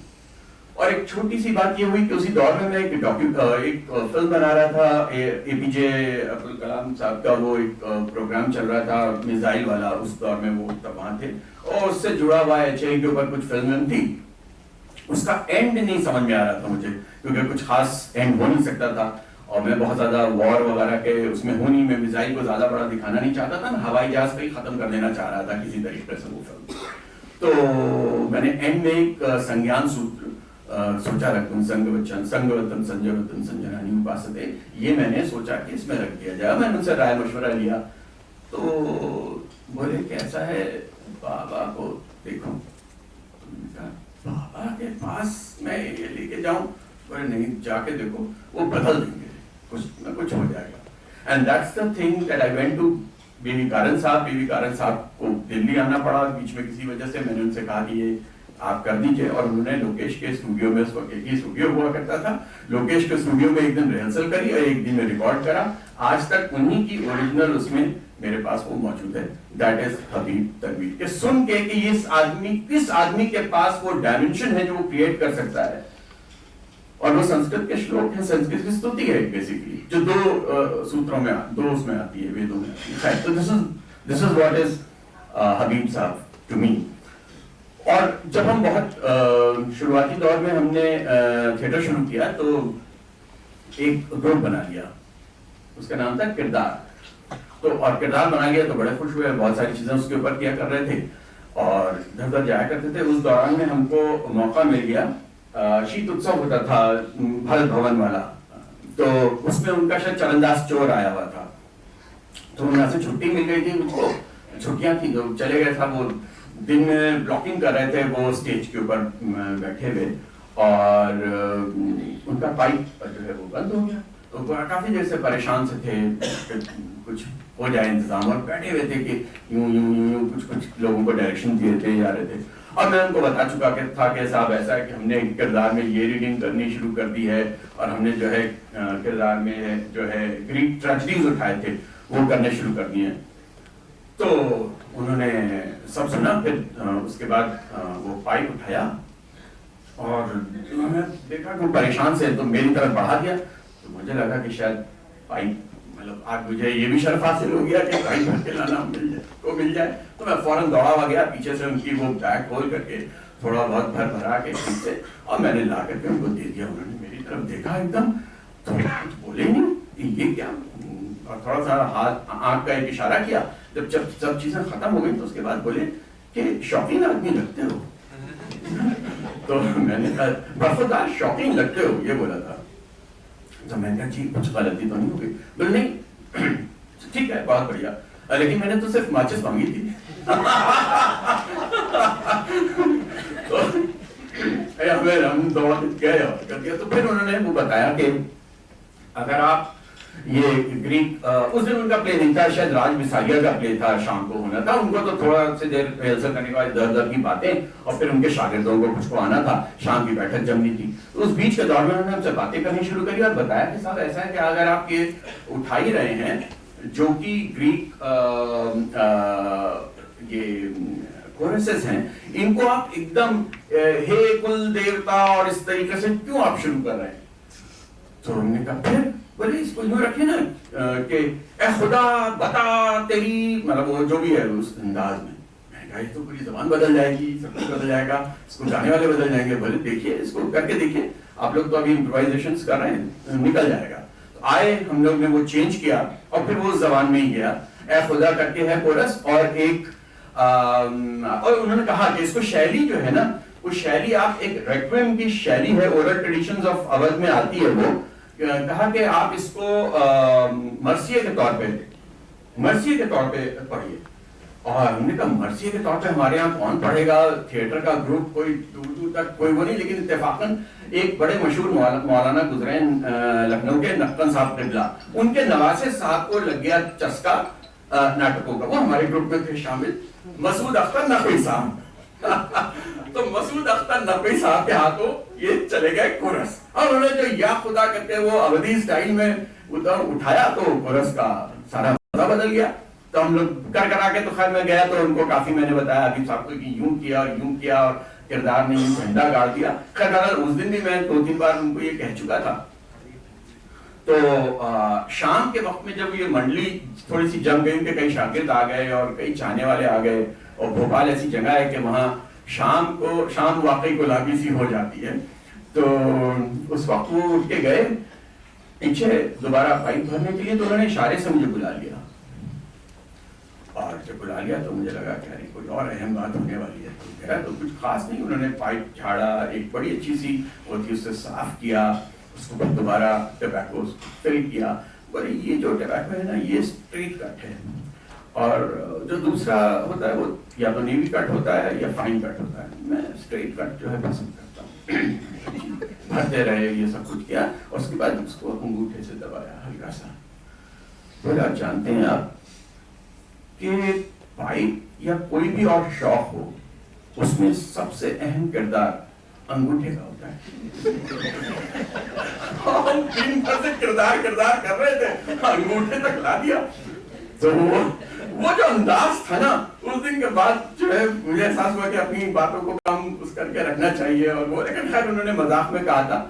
और हमारे यहाँ एक अजीब सी परंपरा रही है अंगूठे को लेकर के, और इतने बड़े उस्ताद थे, मैं उनसे कभी कह नहीं पाया, लेकिन अगर मांग लेते तो मैं भी दे ही देता उन्हें। ये उनका बड़प्पन था, उन्होंने कभी अंगूठा नहीं मांगा। ये मेरी खुशकिस्मती थी कि मैंने उनके साथ कुछ पल गुजारे जब मैं बहुत स्ट्रगल के दिनों में था और मिड डे के लिए लिखा करता था। तो मैंने एक दिन उनसे इंटरव्यू का टाइम लिया, और मिड डे इतना सा अखबार होता था, उसका इतना सा पन्ना, और मैं उनसे बैठे हुए 45 मिनट तक सवाल पे सवाल करे जा रहा था। तो बोले मुझे पता है मिड डे तो पूरा भर गया है, अब ये तुम बाकी का जो गुजार रहे हो, सिर्फ शाम भर गुजार रहे हो। मैंने कहा जी आपने सही समझा, आपके साथ थोड़ी सी और मोहलत मिल जाए तो क्या बढ़िया है, ये तो ड्यूटी वाला काम है, लेकिन आपके साथ बैठना था, और मुझे बड़ा फख्र है कि मुझे उनके साथ कुछ दिन कुछ पल बैठने का मौका मिला।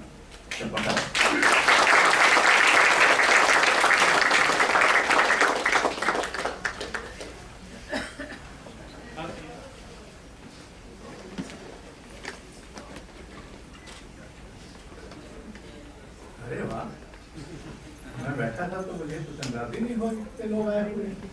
आप लोग सब खड़े हैं, नीचे बैठ जाते। बहुत बहुत आभार आप सबका। हबीब तनवीर से मेरे व्यक्तिगत संबंध की एक लंबी कहानी है, वो मैं नहीं कहूँगा, क्योंकि वो करीब 3.5 घंटे की है। वो भी तब जब मैं वाक संयम का उपयोग करता, क्योंकि उनके साथ इतने, वो भारत भवन के पहले और दूसरे दोनों न्यासों के सदस्य थे। और मैं सिर्फ एक बात का उल्लेख करूंगा,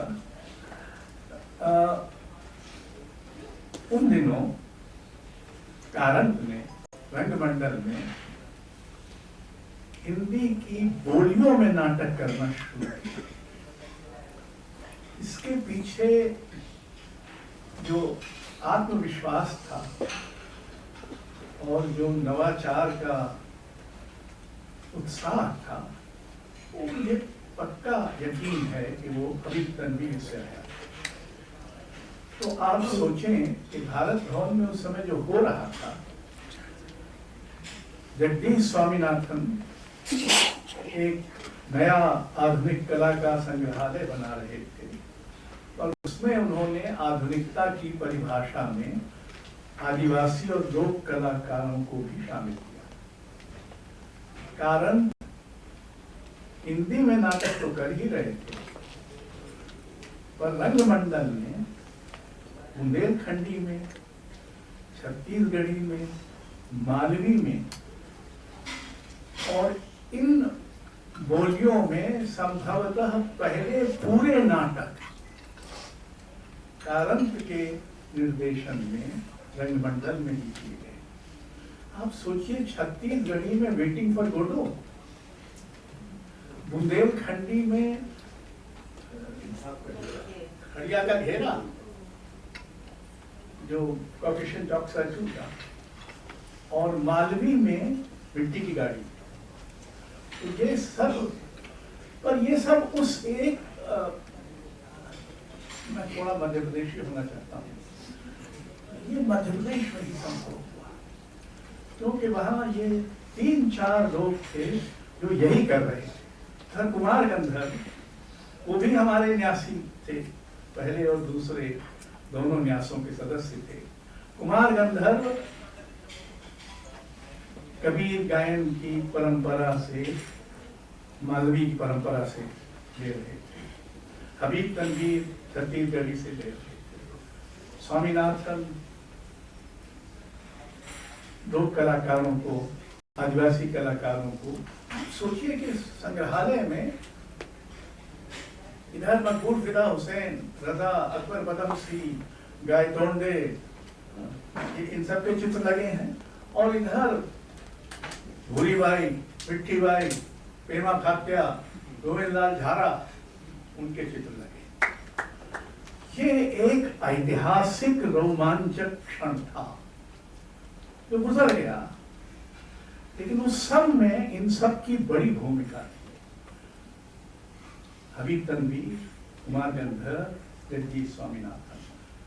असल में तो श्रेय मुझे मिलता रहता है, मुझे इतना श्रेय तो मिलना चाहिए कि मैं इन सबको लाया, लेकिन जो कुछ वहां हुआ वो सब आपस में इनकी बड़ी असहमतियां होती, झगड़े होते। आप ये नाटक क्यों कर रहे हैं?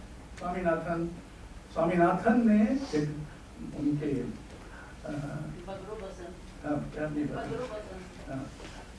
हबीब तनवीर ने किया था, फ्रिट्ज बेनेविट्स ने बगरो बसंत है, वो पद्माकर की पंक्ति लेकर इस्तेमाल किया था। उसका जो वो सारा नाटक जो होता है वो एक कैनोपी के अंतर्गत होता है, और वो कैनोपी चित्रित की थी स्वामीनाथन। तो ऐसे अद्भुत अद्भुत प्रयोग वहां संभव हुए थे। हबीब तनवीर, कुमार गंधर्व, बाबा कारन, यही असली आत्मा थे भारत भवन की। और मैं आखिरी एक बात ये कहना चाहता हूँ कि हम एक अपने समय और संस्कृति और समाज में एक ऐसे दुर्भाग्यपूर्ण क्षण में हैं जब किसी सरकारी इदारे ने हबीब तनवीर को याद नहीं किया, और किसी सरकारी इदारे ने, इसमें अकादमियां शामिल हैं, सैयद हैदर रजा को याद नहीं किया। और मुझे ये सोचकर बहुत क्लेश होता है कि ऐसा इसलिए हुआ है कि ये दोनों मुसलमान थे।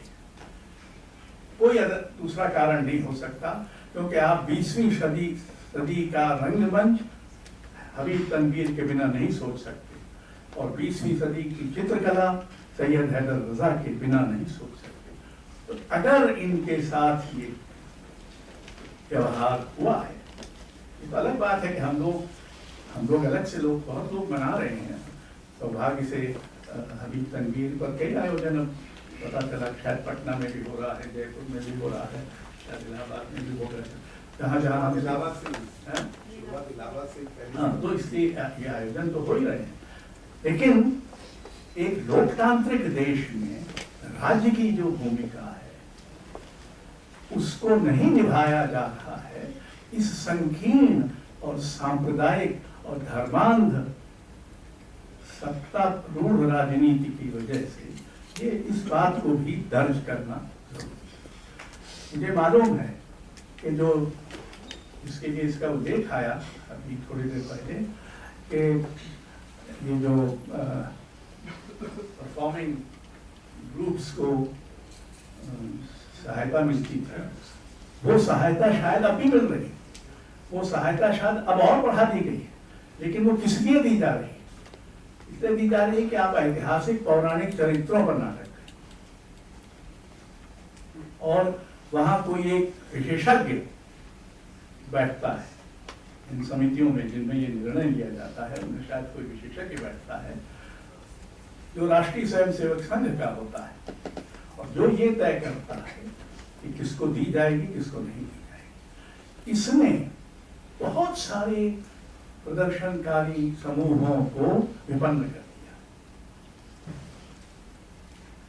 तो ये जो लड़ाई लड़ी गई थी एक जमाने में, वो आसान लड़ाई नहीं थी। उस समय 3000 रुपए, 1500 से शुरू हुआ था, फिर 3000 तो मुश्किल हुए थे। हम जब संयुक्त सचिव थे तो वो 6000 हुआ था। इतने कम मासिक इतना मिलता था। एक परफॉर्मिंग आर्टिस्ट को उसके ग्रुप से जो तनख्वाह मिलती थी वो मैंने जब छोड़ा था तब 6000 रुपए महीने की। ये सब अंततः लोकतांत्रिक कर्तव्य में चूक है।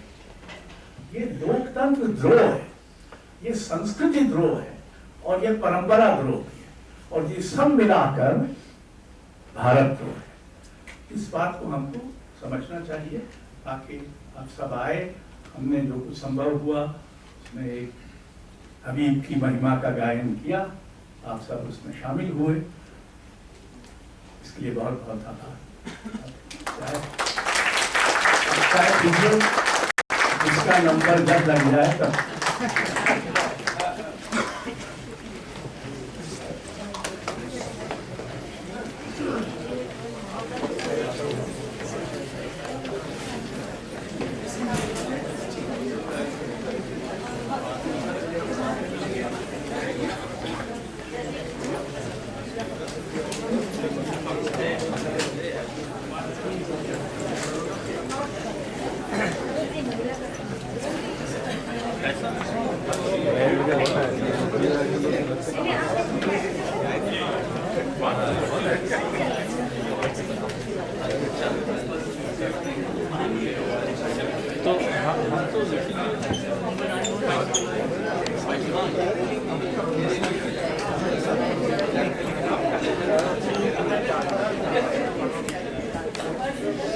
हाँ